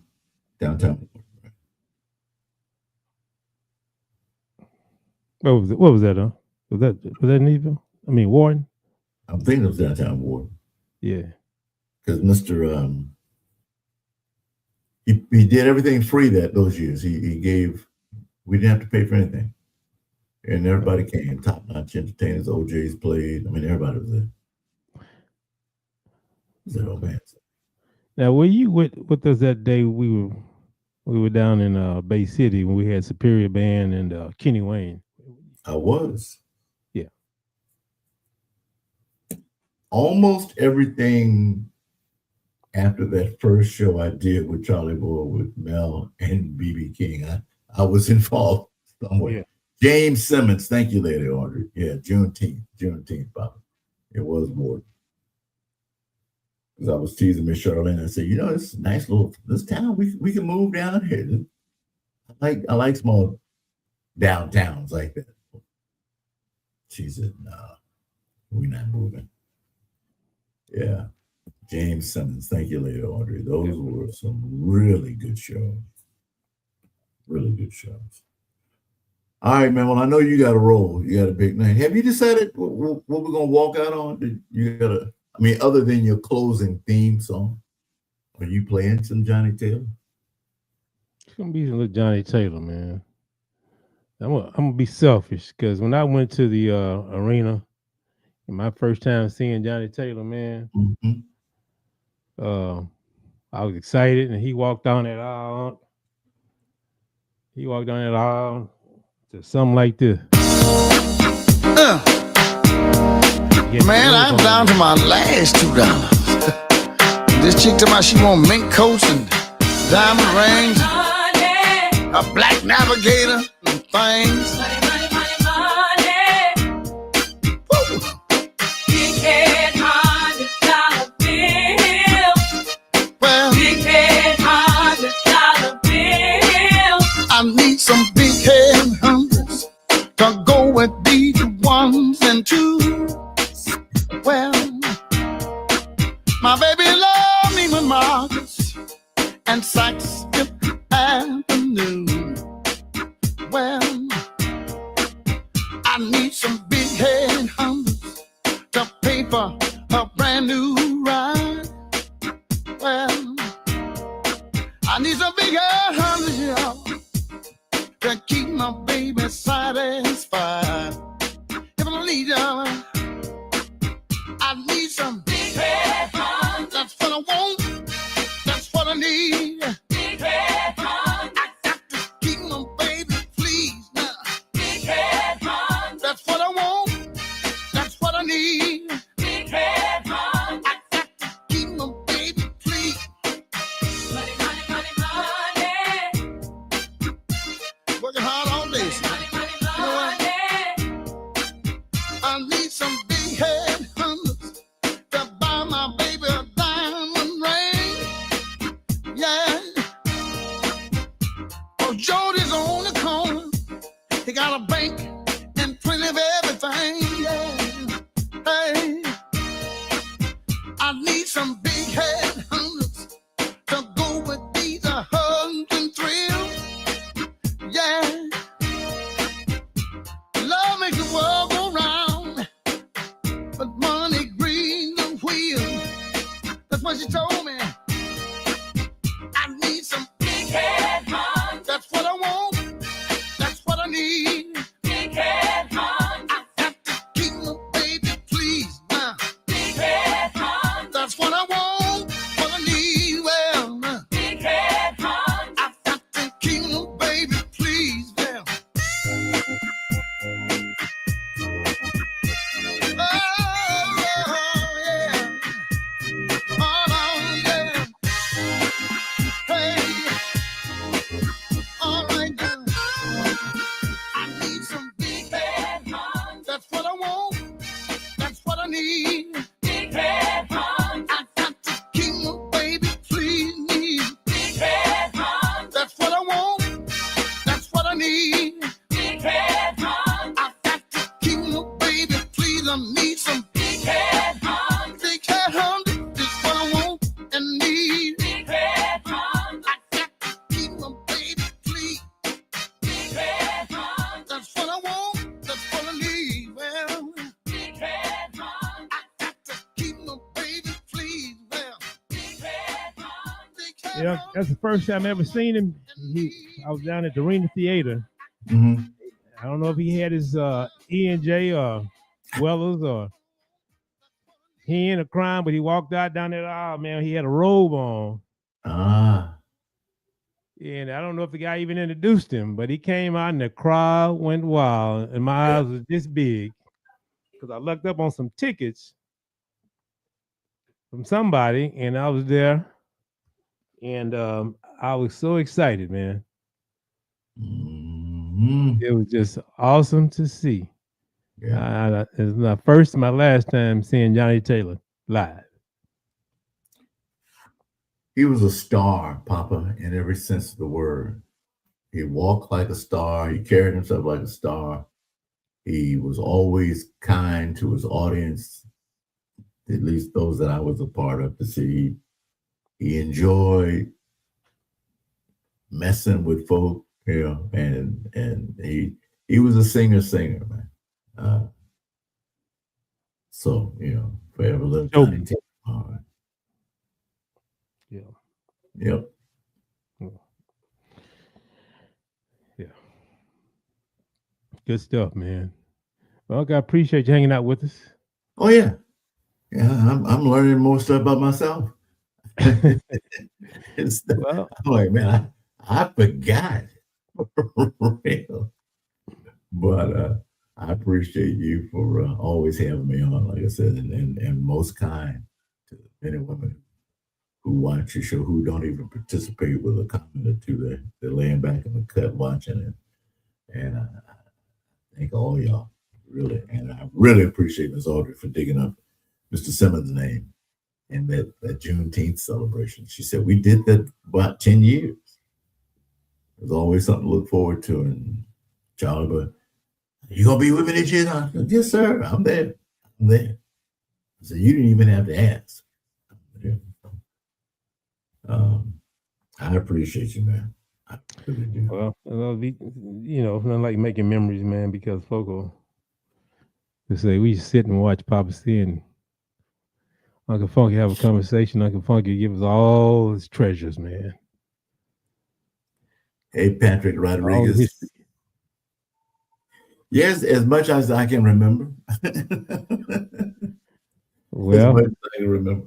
Like the preacher say, man, you still have a reasonable, not portion, but reasonable potion. Potion. Yeah. and what I'm learning with you, man, it only takes as a trigger, just a maybe a year or a city, and things just flow back. So it's pretty cool. Like I said, I really don't talk. Hey, man. To anyone. You know, that is, man. Well, you know, whether I'm at the station or we're on the phone or whatever, man. But that's just some good stuff, man. I'm always like, wow. You know, wish I was there. You got a chance to touch some lives and talk to people, man. What most of us only can dream about. Yeah, Like I said, a lot of that, I asked God, I said, help me remember this, because I knew those moments were special. I didn't know how, over time. Yeah. Shoot, I'm still here, 50 plus years in the business, but you kind of know, you're getting into a limo with Steve Harvey. You kind of know it might be a special moment in time. Yeah. The 5 sellout shows he did at the Arena Theater, which was unheard of back in the day. The first ever. And they had only booked him for 2 shows. And then they just kept selling tickets. So the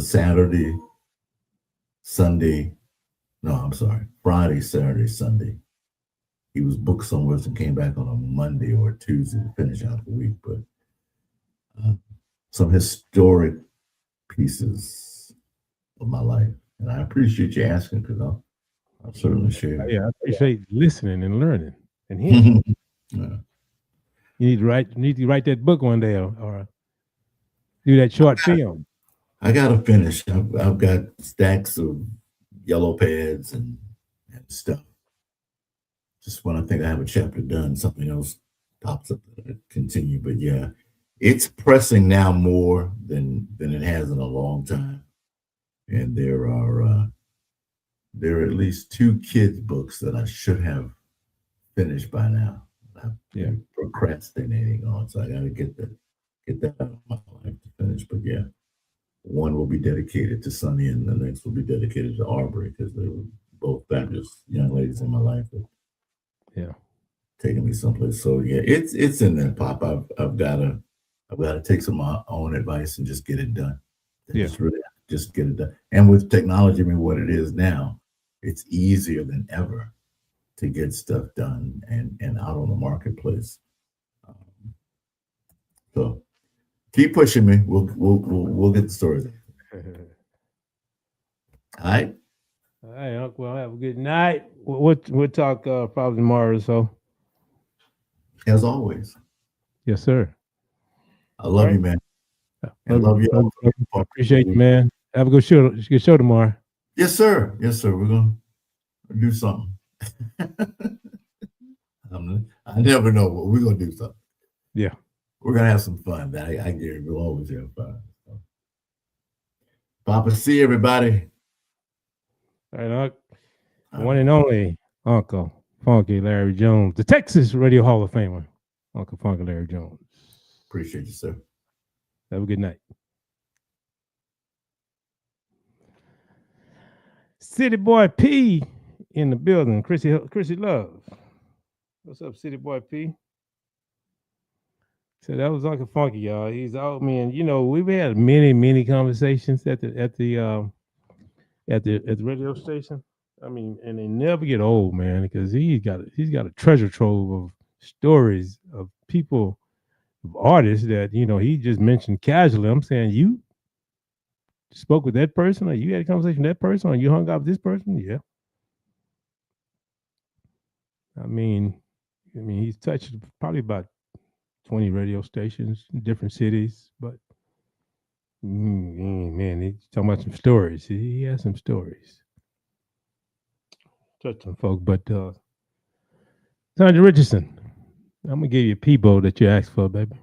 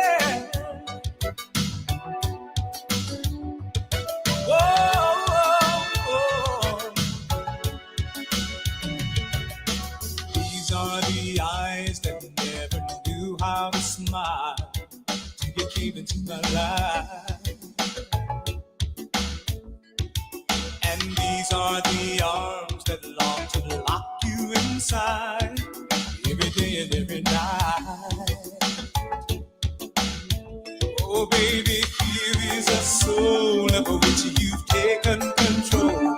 You know I'm trying to show love has arrived. Oh, oh, oh, oh, show and tell. Just a game I play when I wanna say I love you. Oh, oh, oh, now show me and tell me you feel the same way too. Say you do, baby, baby. These are the hands that get up reaching for you. If you're anywhere inside. And these are the lips that hear up calling your name in the middle of the night. And baby, here is a man that needs to know where he stands. Don't you know I've done all I can? So decide, ooh girl, show and tell. Just a game I play when I wanna say I love you. Oh, oh, now show me and tell me you feel the same way too. Say you do, baby, baby, baby, baby.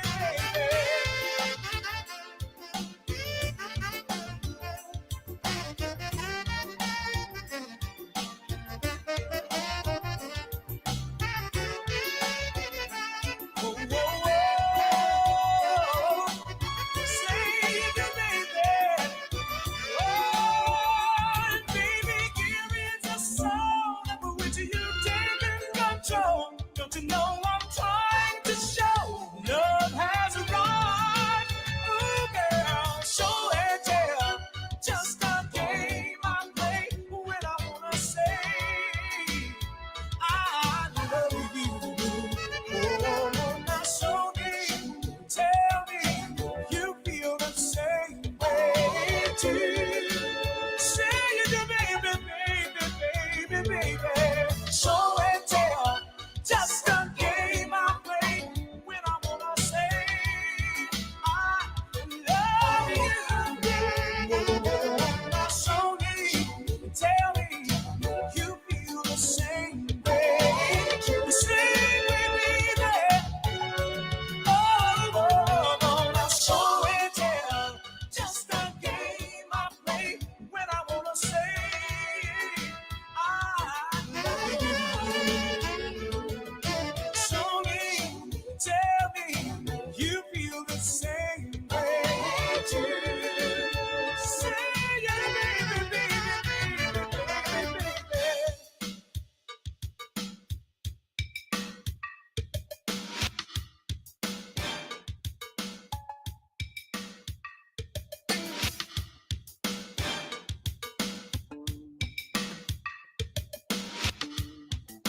I wanna hear you when you sing.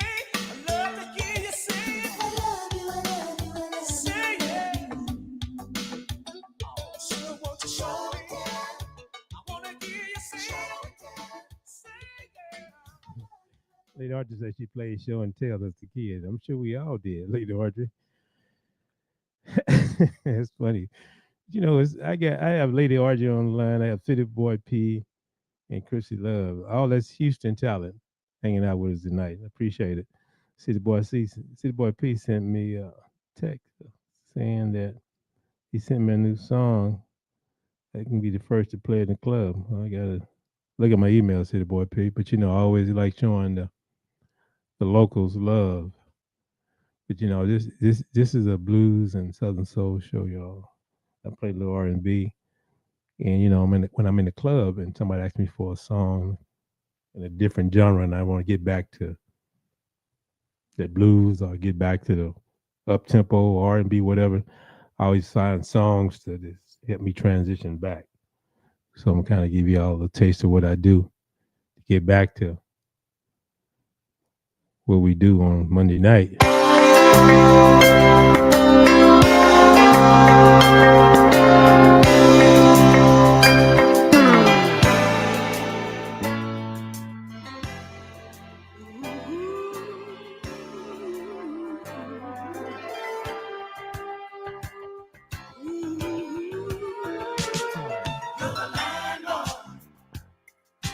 keeper of our love. Yeah. You're the landlord and the keeper of our love.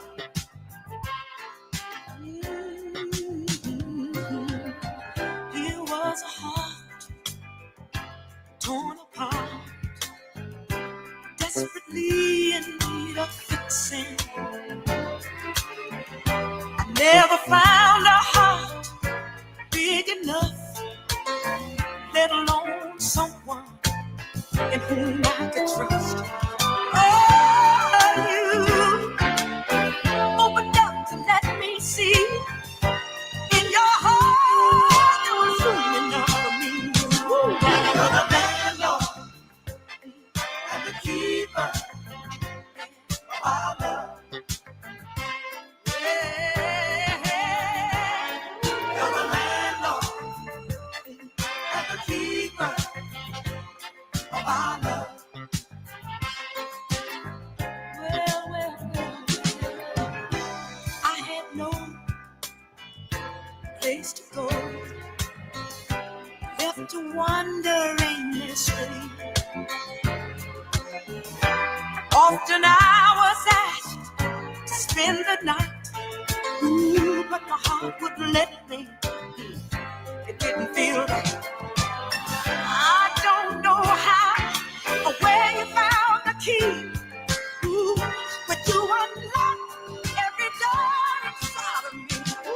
You're the landlord and the keeper of our love.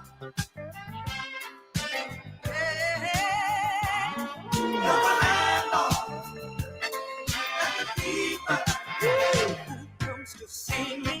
And I just pick up the phone, who'll rush right over when I need to cut the heat on. And when my tears are flowing down the drain, I don't need no plumber, 'cause he can unstop the pain. He's my protection and all my security. Everybody on the block knows that I'm private property. You're the landlord, you're the keeper of our love. I know, you know, everybody knows that. And the keeper, every little bit of our love, you got the key to unlock every door in me. You're the landlord, you're the landlord, and the keeper of our love. My love, sweet, sweet love. You're the landlord, you're the landlord, and the keeper of our love. You're the landlord, you're the landlord, and the keeper of our love. Ooh, baby, you're the landlord, and the keeper of our love.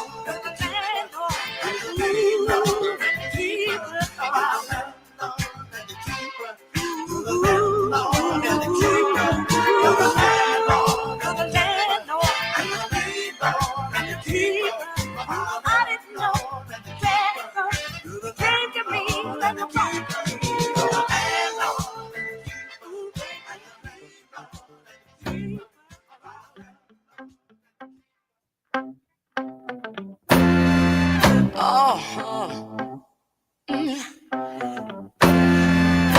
I know a place. Ain't nobody crying.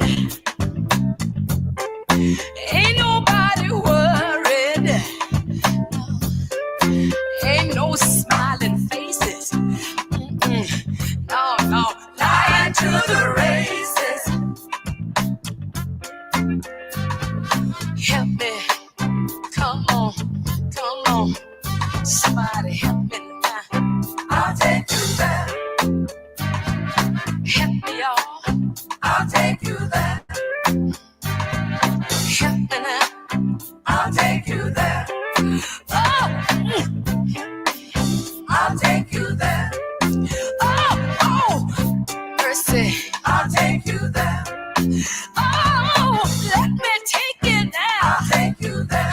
Oh, let me take you there. I'll take you there. Play, play your piano now. All right. Do it. Come on now. Play on it.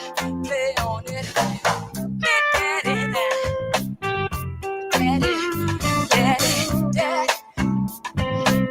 Yo.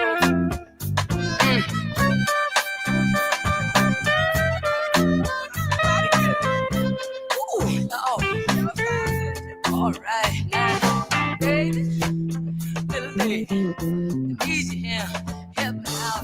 Come on, little lady. All right.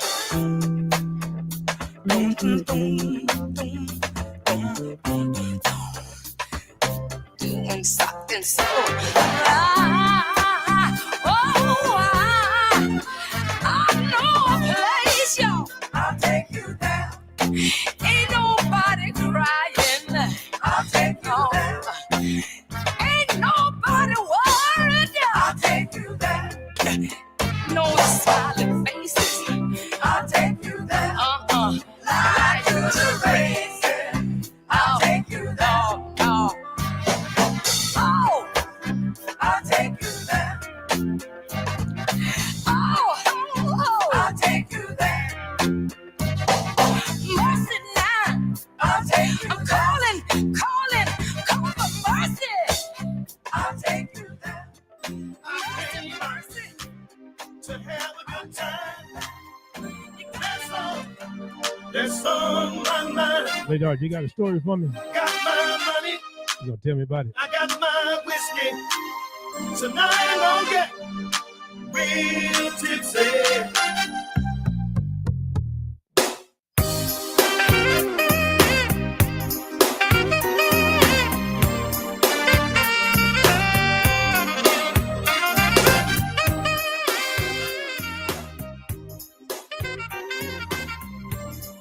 Sarah Will, ain't you working tonight? I've been working hard all week. Time to take a break. Play me some Marvin Cease or some Marvin Gaye. Call me later because I won't be at home. I'm going out tonight because I feel like getting it on. I came out to have a good time. Yes, I did. That's on my mind. Said I got my money, and I got my whiskey. Because tonight, oh yeah, real tipsy. I'm not gonna sit around all night long. I'm gonna dance until the morning comes, yeah. I'm gonna let all of my troubles go. It's 2 a.m. in the morning, and I'm ready for more. I came out to have a good time. Yes, I did. That's on my mind. Said I got my money, and I got my whiskey. Because tonight, oh yeah, real tipsy. Said I came out. Yes, I did. To have a good time. You know I did, yeah. That's on my mind. Said I got my money, and I got my whiskey. Because tonight, oh yeah, real tipsy. Break it down now. Break it down, break it all the way down. Roll your horn, come on, break it down. Break it down. I came out to have a good time. That's on my mind. Got my money, and I got my whiskey. Tonight I'm gonna get real tipsy.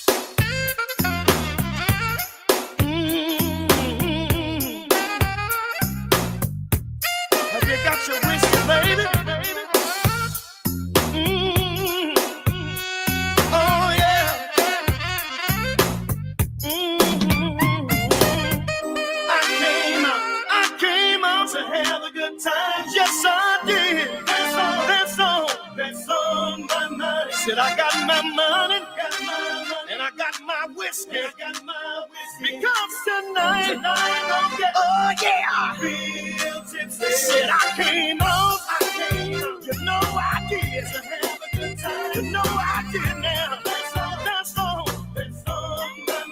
said I got my money, and I got my whiskey, because tonight, oh yeah, said I came out, you know I did, oh yeah, that's all, said I got my money, and I got my whiskey, because tonight, oh yeah, I've been working hard all week, and it's time to take a break. Play me some Hey, Dodgy, you like Uncle Funky. You done been some places. You done been some places and met some people. You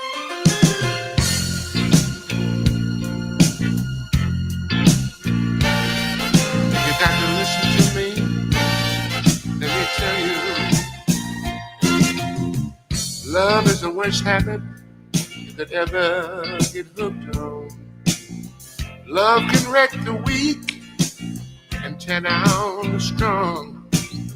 But if love keep you crying all the time, just walk away and lay love aside. If you catch your woman in a lie or two, makes you wonder sometimes if the stories are all true. Love keep you crying all the time. Just walk away and lay love aside. Ain't nothing worth the changes that you're going through. Instead of being happy, you're always blue. Walking the floor, worried all night long. When you don't know what you did wrong. Oh Lord.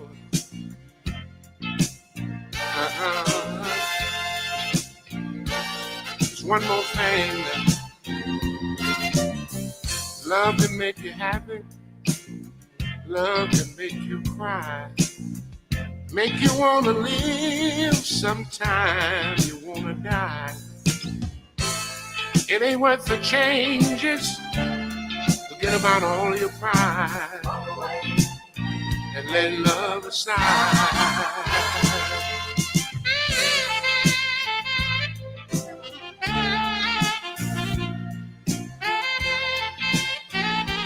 Oh Lord, love is the worst habit you could ever get hooked on. Love can wreck the weak and tear down the strong.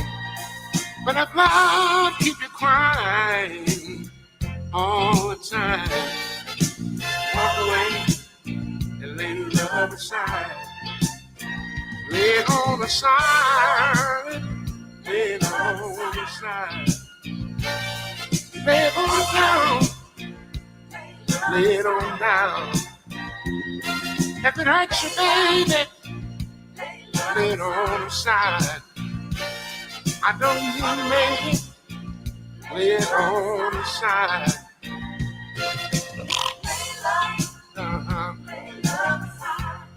You tell him.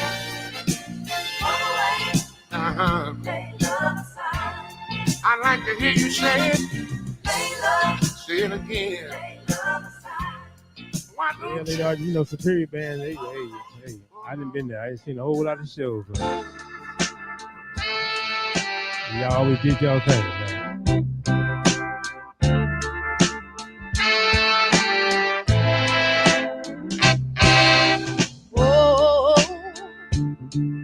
Oh man, trouble. Stop knocking at my door.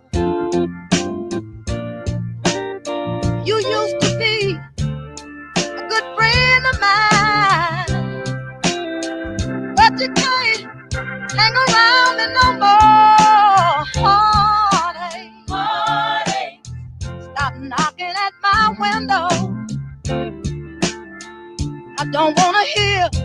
what you have to say. You can go join Mr. Trouble and be on your merry way. 'Cause I found the love I needed all the time. I found the love help me my troubled mind. Dark clouds hanging over my head. Oh, but this time, shower won't rain on me. Keep my sunshine, and the Lord is gonna set me free. Yeah.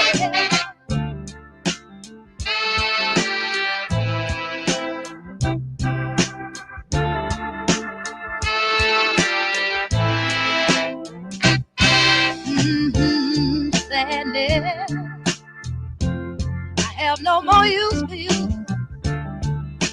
I know you can easily find you another friend.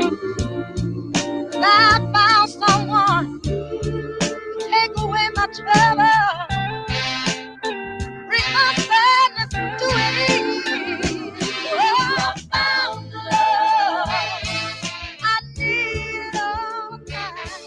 I found the love help me my troubled mind. I found the love I need.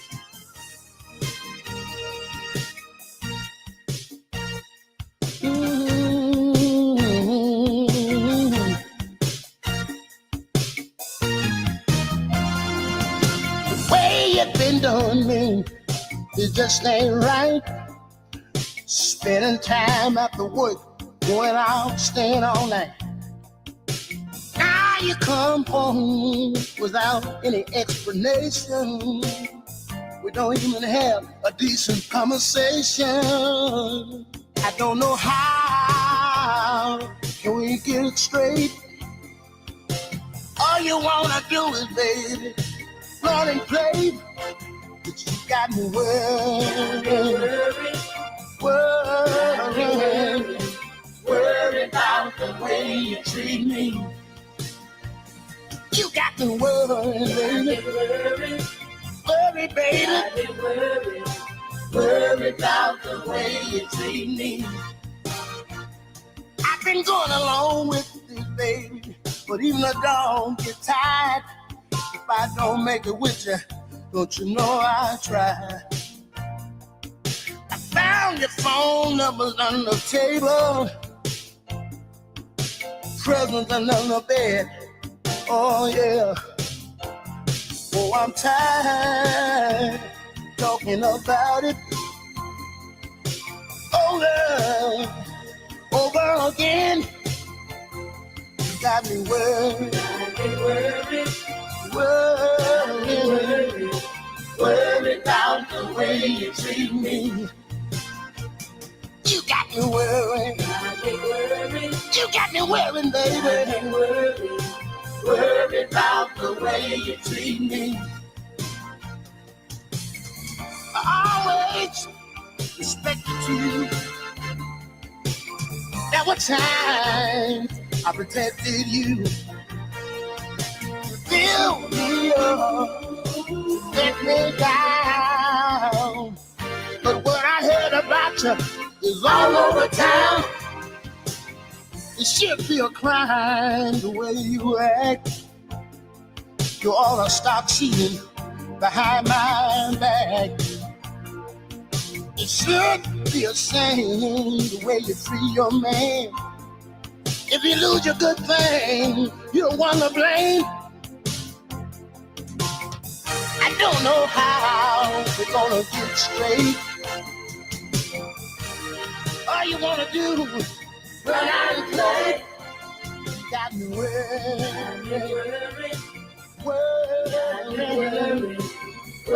about the way you treat me.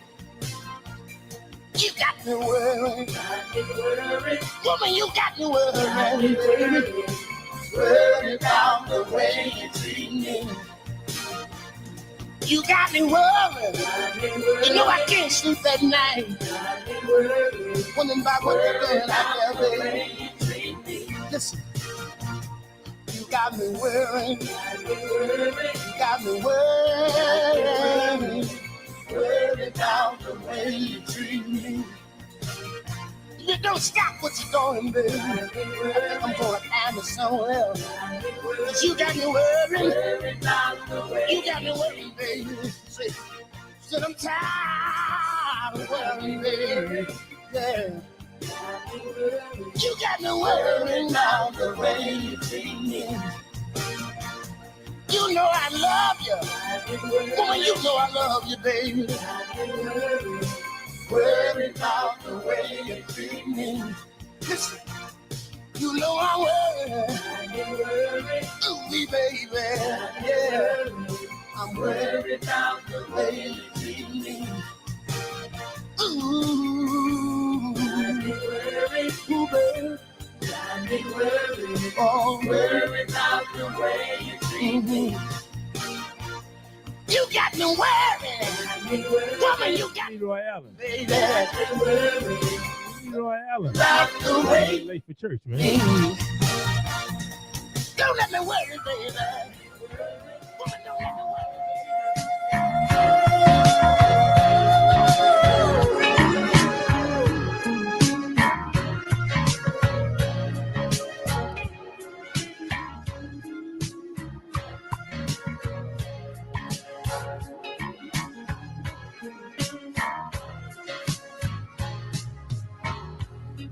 Here we are, two shining stars came together. Seemed like it was only yesterday. We were only twinkles in some fall fantasy. And oh, one Saturday night, the guiding light brought your love to me. Brought your love to me. Oh, this ecstasy. Oh, eternity. A burning flame melted our two hearts into one. The burning desire could only take us higher, higher, higher, higher, higher, higher. And what I want to know is where do we go from here? You tell me. Oh, I'd like to know. Well. Woo-hoo. Lady. Oh, I want to put your mind. Put your mind if I just talk to you a minute. You see, we've been together too long, babe. We're backing up now. Let's go to Mars, where children play and live on candy bars, where spirit souls run free. There's no night or day, and all is harmony. That burning desire would always be a part of me. It brought us to this, oh baby, this is our final destiny. Oh, a burning flame, it melted our two hearts into one. Oh, no. A burning desire. All we could ever do is take us higher, higher,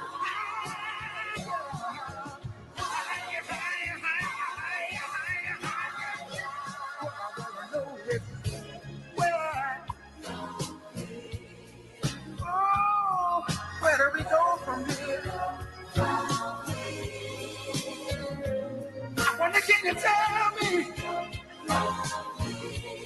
And oh, I'd like to know, baby. Break it on down, let me talk a while. You see, baby, I'm sort of confused. You see, I've been on the mountain too. And you see, I knew one day my choice would come around.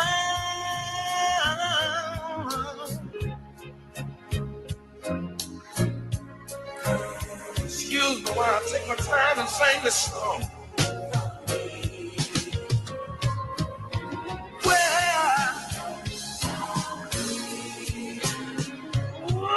I'd like to know. Sometimes you build me up, sometimes you build me up. You build me up just to let me down, girl. I give you what you want when you want it, when you want it.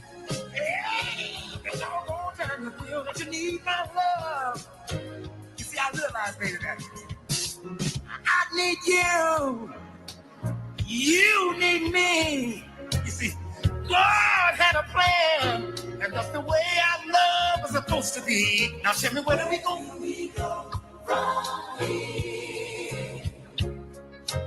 Where do we go from here? You see, baby, I'm just so tired of going through changes.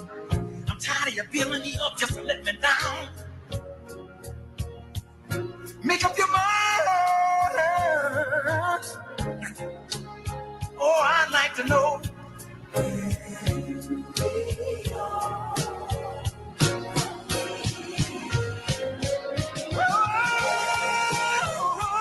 You know I do, Leroy. You know I love this music, man.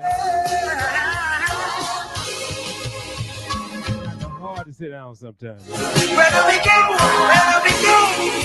Oh, I'd like to know. And that's the way I love. Where do we go? But I don't know who need to hear this. I don't know who need to hear this. I tell them in the club. Well, I've got a problem. I don't know, Leroy. Listen, girl. Somebody need to hear it. I've got to make some changes in my life. You see, my man just told me he couldn't live with me no more. The last words I heard him say before he walked out the door, I heard him say, I'm tired of going through changes with you. He said, I'm tired of going through changes with you. I heard him say, every time I take you out, you embarrass me so, accusing me of every woman I know. And when we get home, baby, I have to fight all night long. I don't know when I'm doing right or when I'm doing wrong. And I'm tired of going through changes with you. I gotta turn my mic up, Leroy. Ooh, baby, I'm tired of going through changes with you. And I heard him say, lately, baby, when I go out alone, I get so depressed now, baby, I don't even want to come home. Your favorite greeting for me when I walk through the door, I know you've been out running around with your Miss So-and-so, and I'm tired of going through changes with you. With tears in his eyes, he said, I'm tired of going through change. That's right, Sister Calloway. He tired. With you. He ain't getting jumped on no more. And then the man said, I bet you, baby, let's sit down and talk it out. Try to find out, baby, what our love is all about. But every time we talk, we wind up in a shouting match. You jump in bed, you cover your head, and you turn your back. And I'm tired of going through changes with you. With tears running down his face, he said, I'm tired of going through changes with you. It hurt me so bad when I heard him say, I tried to be a good man, give you most of my time. I gave you my money, took care of your kids, and they ain't even mad. I really do love you, baby, but I just can't take no more. So before we destroy each other, I'd rather pack my bags and go, 'cause I'm tired of going through changes with you. He said, oh, I had enough time, honey. I'm tired of going through changes with you. It really hurt me so bad when he said, I'm tired of going through changes with you. I can't take no more now, baby. I'm tired of going Hey, Roy. through changes Man, say he tired of getting jumped on underneath that tree, huh? with you. I fell down on my knees. I said, wait a minute. Can I just talk to you for a little while? The baby, just give me one more chance and let me make it up to you. The man just shook his head like he didn't know what to do. He said, I'm tired. I'm so tired. I'm tired, baby, of fussing and fighting all night long. I don't know, Leroy. He said, I love you, but I just got to leave you. I can't take no more. He said, I'm tired of not being able to sleep at night. But see, Leroy, I don't think he got enough, you know. After he left, you know what he told her?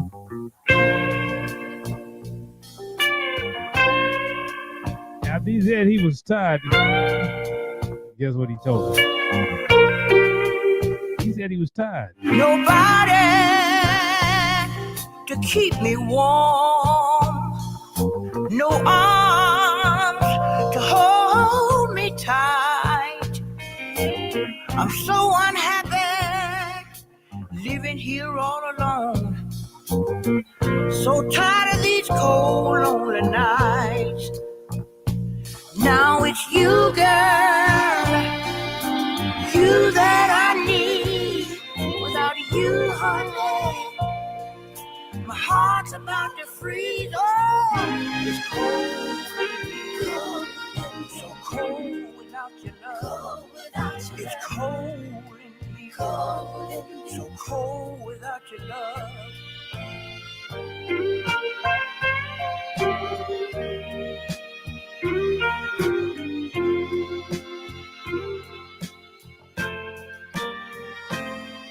When you were here with me, it was so warm in this house. Since you've been gone, girl, My love's been on ice, and only you can thaw it out. 'Cause it's you, girl, you that I need. Without you, honey, my heart's about to freeze. Oh, it's so cold without your love. It's cold in here, cold without your love.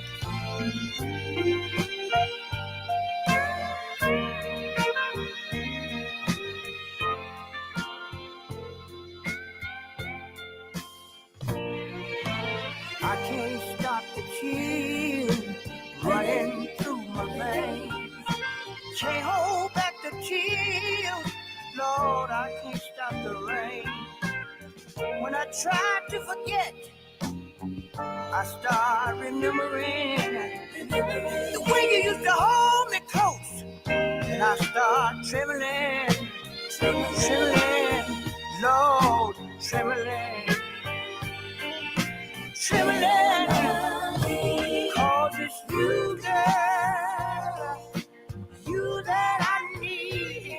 Without you, honey, my heart's about to freeze. Oh, it's cold in here, so cold without your love. It's cold in here, cold without your love. I'm freezing. I need some squeezing. I need your arms to keep me warm. It's cold in here, so cold without your love. It's cold in here, so cold. No, Leroy, he don't want to be by himself, man. First he got tired of going through changes, now he want it back. But I was playing at Bessie's one night. And the club was rocking, man. We was rocking, and I wasn't ready to go. It was 2 a.m. Mama Shirley, she's a waitress. Mama Shirley had these thick bottle glasses, bifocals on, and she looked up at me. She said, "Ain't you got an off button or something?" She wanted everybody to leave, and I wouldn't cut the music off. So I played one more song, and they went to hollering. I played this song, man. Matter of fact, they got on the dance floor. Start grinding and whining and start two-stepping. Boy, she was mad at me. She say, "Poppa, see, don't you got an off button?" Hey, I wait. said, my last song, man. Not much, Jeff. My last song tonight. I heard they had ladies' night at the club. Man, I work so hard, I don't get out that often. Sherry. Oh, man, ain't nothing happening on this end. I feel ya. Lately, I've been thinking that love has passed me. Leroy, she said, "Don't you have an off button? I'm ready to go. And I'm Get these people out of here, Poppa. See, so stop playing that music." So I thought I'd give it one last try. So many things I wanna do, but I don't wanna do it alone. Oh, man, I know what you mean. I wasn't ready to go, Sister Calloway. And I wasn't ready to go. Tonight, looking for a good woman to take home with me and spend the night. Somebody's gonna lose a good woman tonight. Somebody's gonna lose a good woman tonight.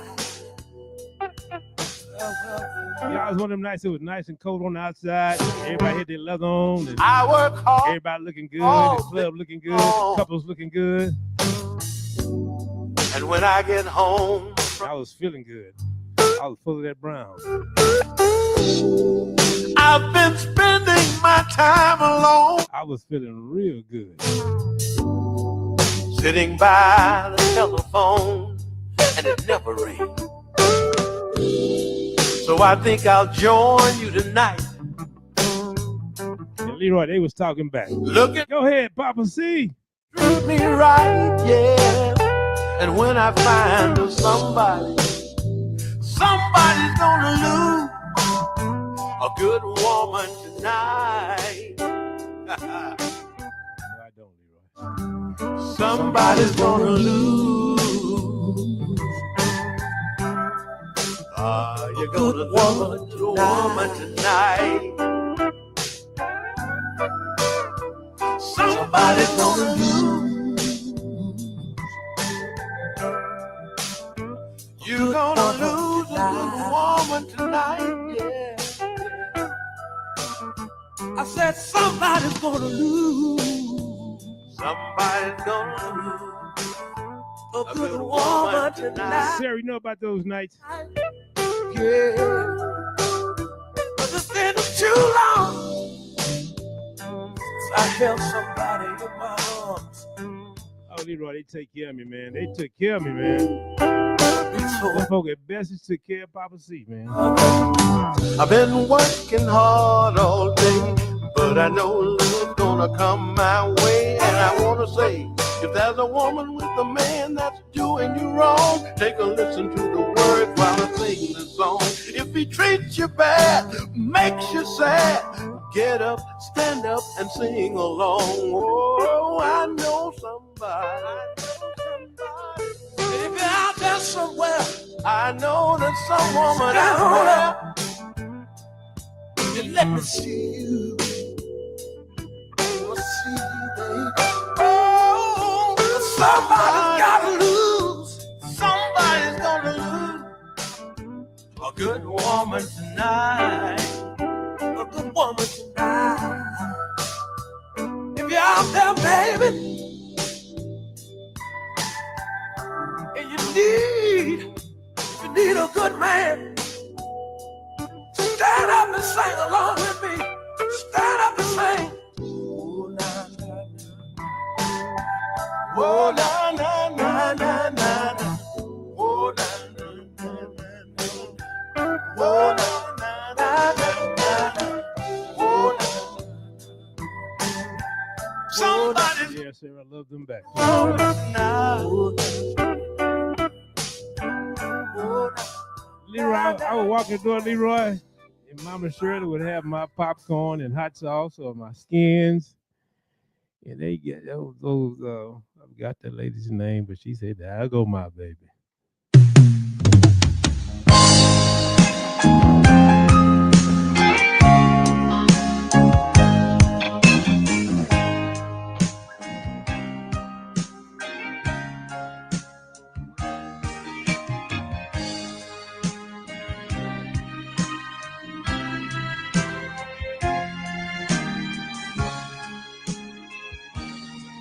I give him 2 nights. Members only. It's a private party. Don't need no money to qualify. Don't bring your checkbook. Bring your broken heart. 'Cause it's members only tonight. Say you lost your woman, say you lost your man. You got a lot of problems in your life. Well, they throw in a party for the broken hearted, and it's members only tonight. Go tell mama, go tell daddy, red or yellow, black or white. Throw in a party, all for the sad and lonely. It's members only tonight. Members only. It's a private party. Don't need no money to qualify. Don't bring your checkbook, bring your broken heart.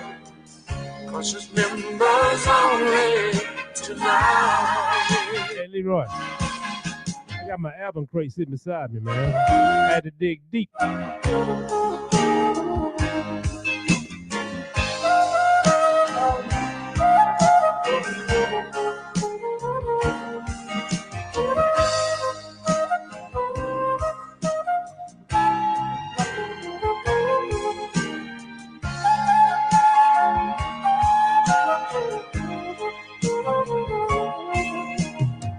Say you lost your woman, say you lost your man.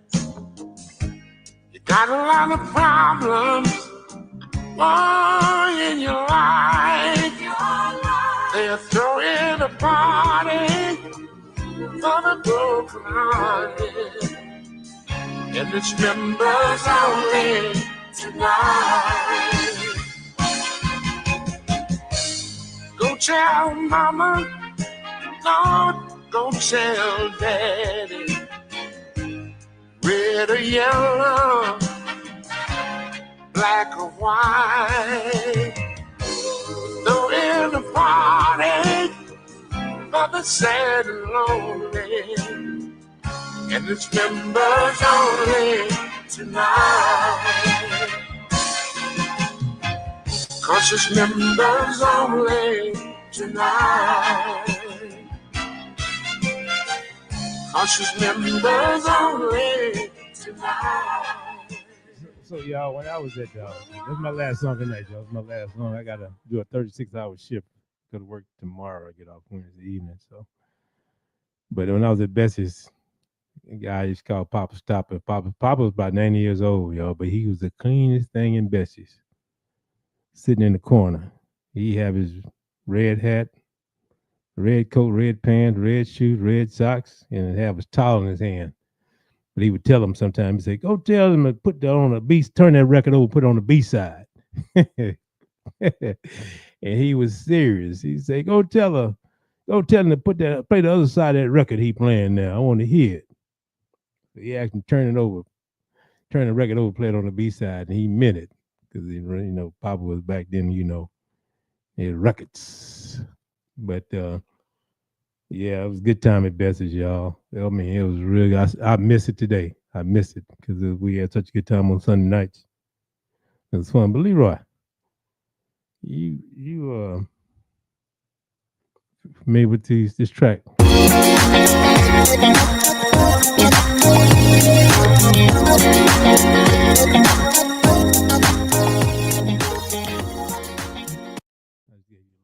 Just taste of it, Leroy. Think about it.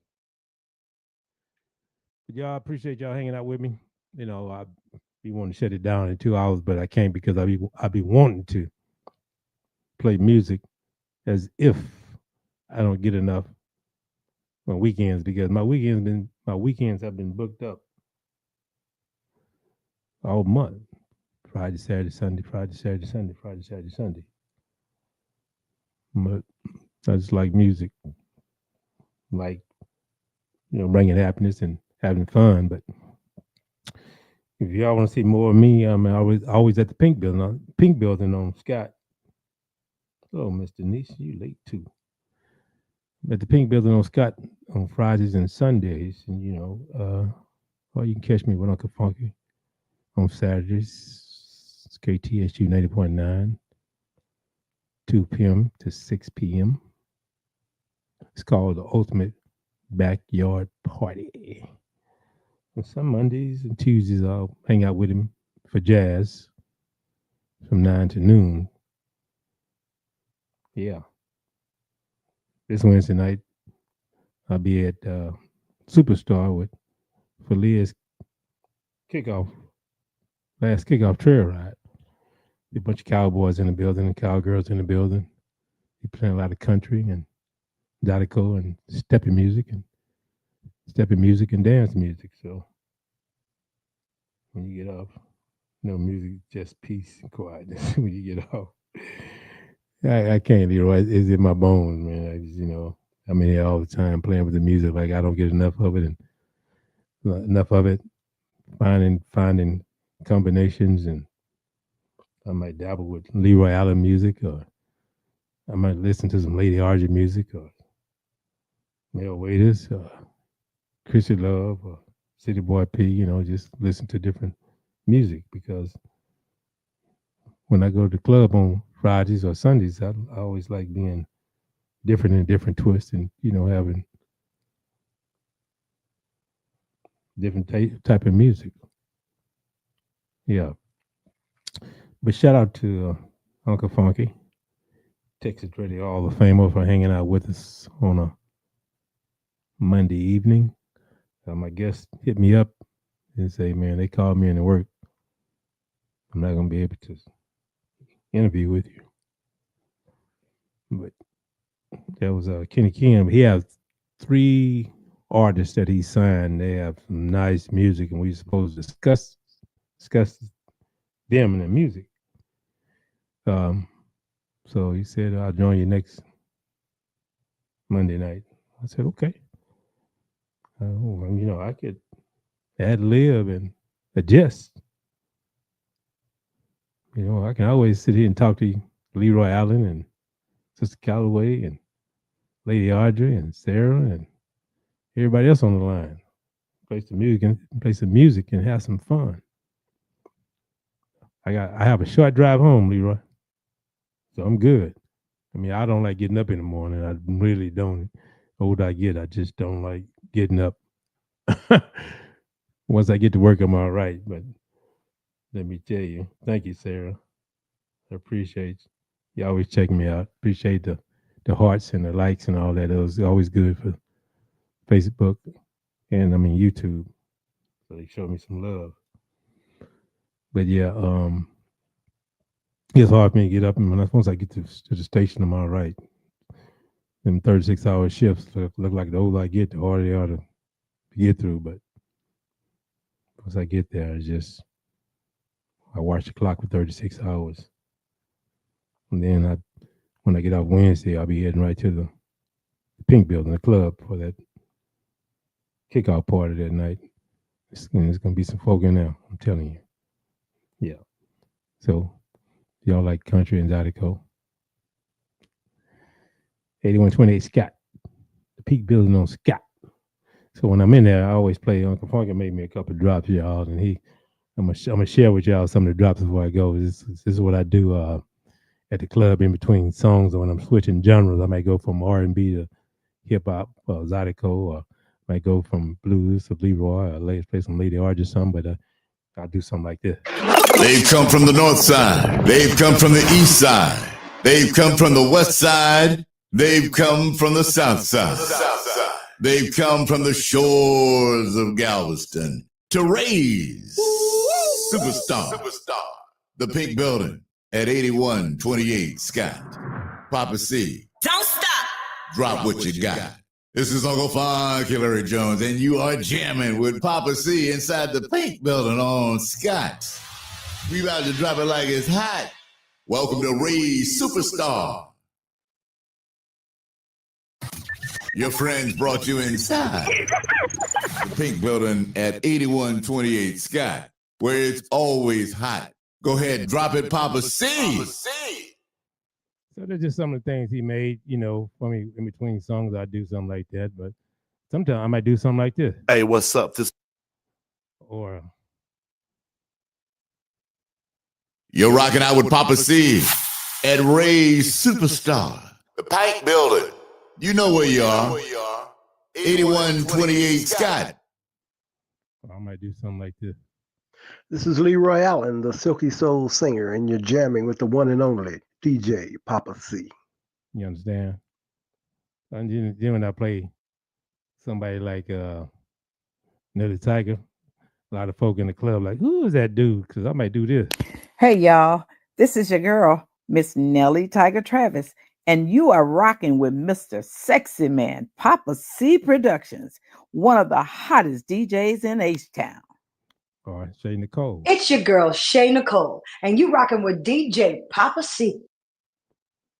Or, Chatterbox. Hey, this your boy Chatterbox from KTSU 90.9 FM, and you're throwing down with the showstopper, DJ Poppa C. Let's go to work.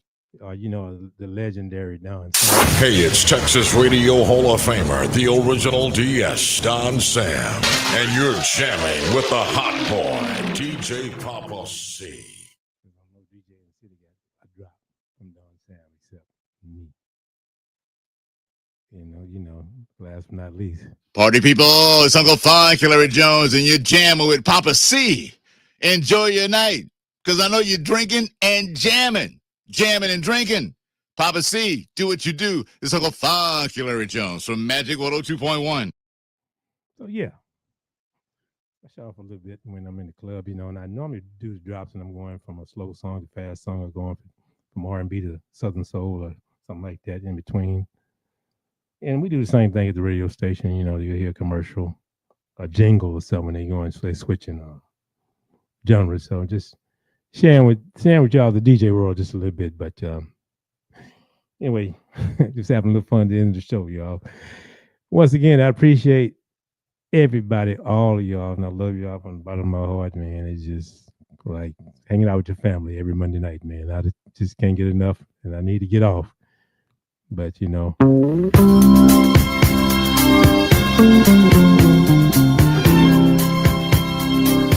Sometimes it's just hard, Leroy. It's just hard, man. I have so much fun.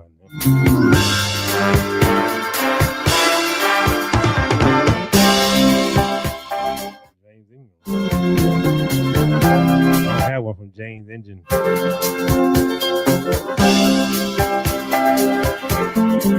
Anyway, I appreciate y'all. Love y'all. What I always say. Tell one truth. Prevent 1,000 lies. God bless y'all. Enjoy the rest of your week. Give yourself and someone else. Drive safe. Put your seatbelt on. And have a good night.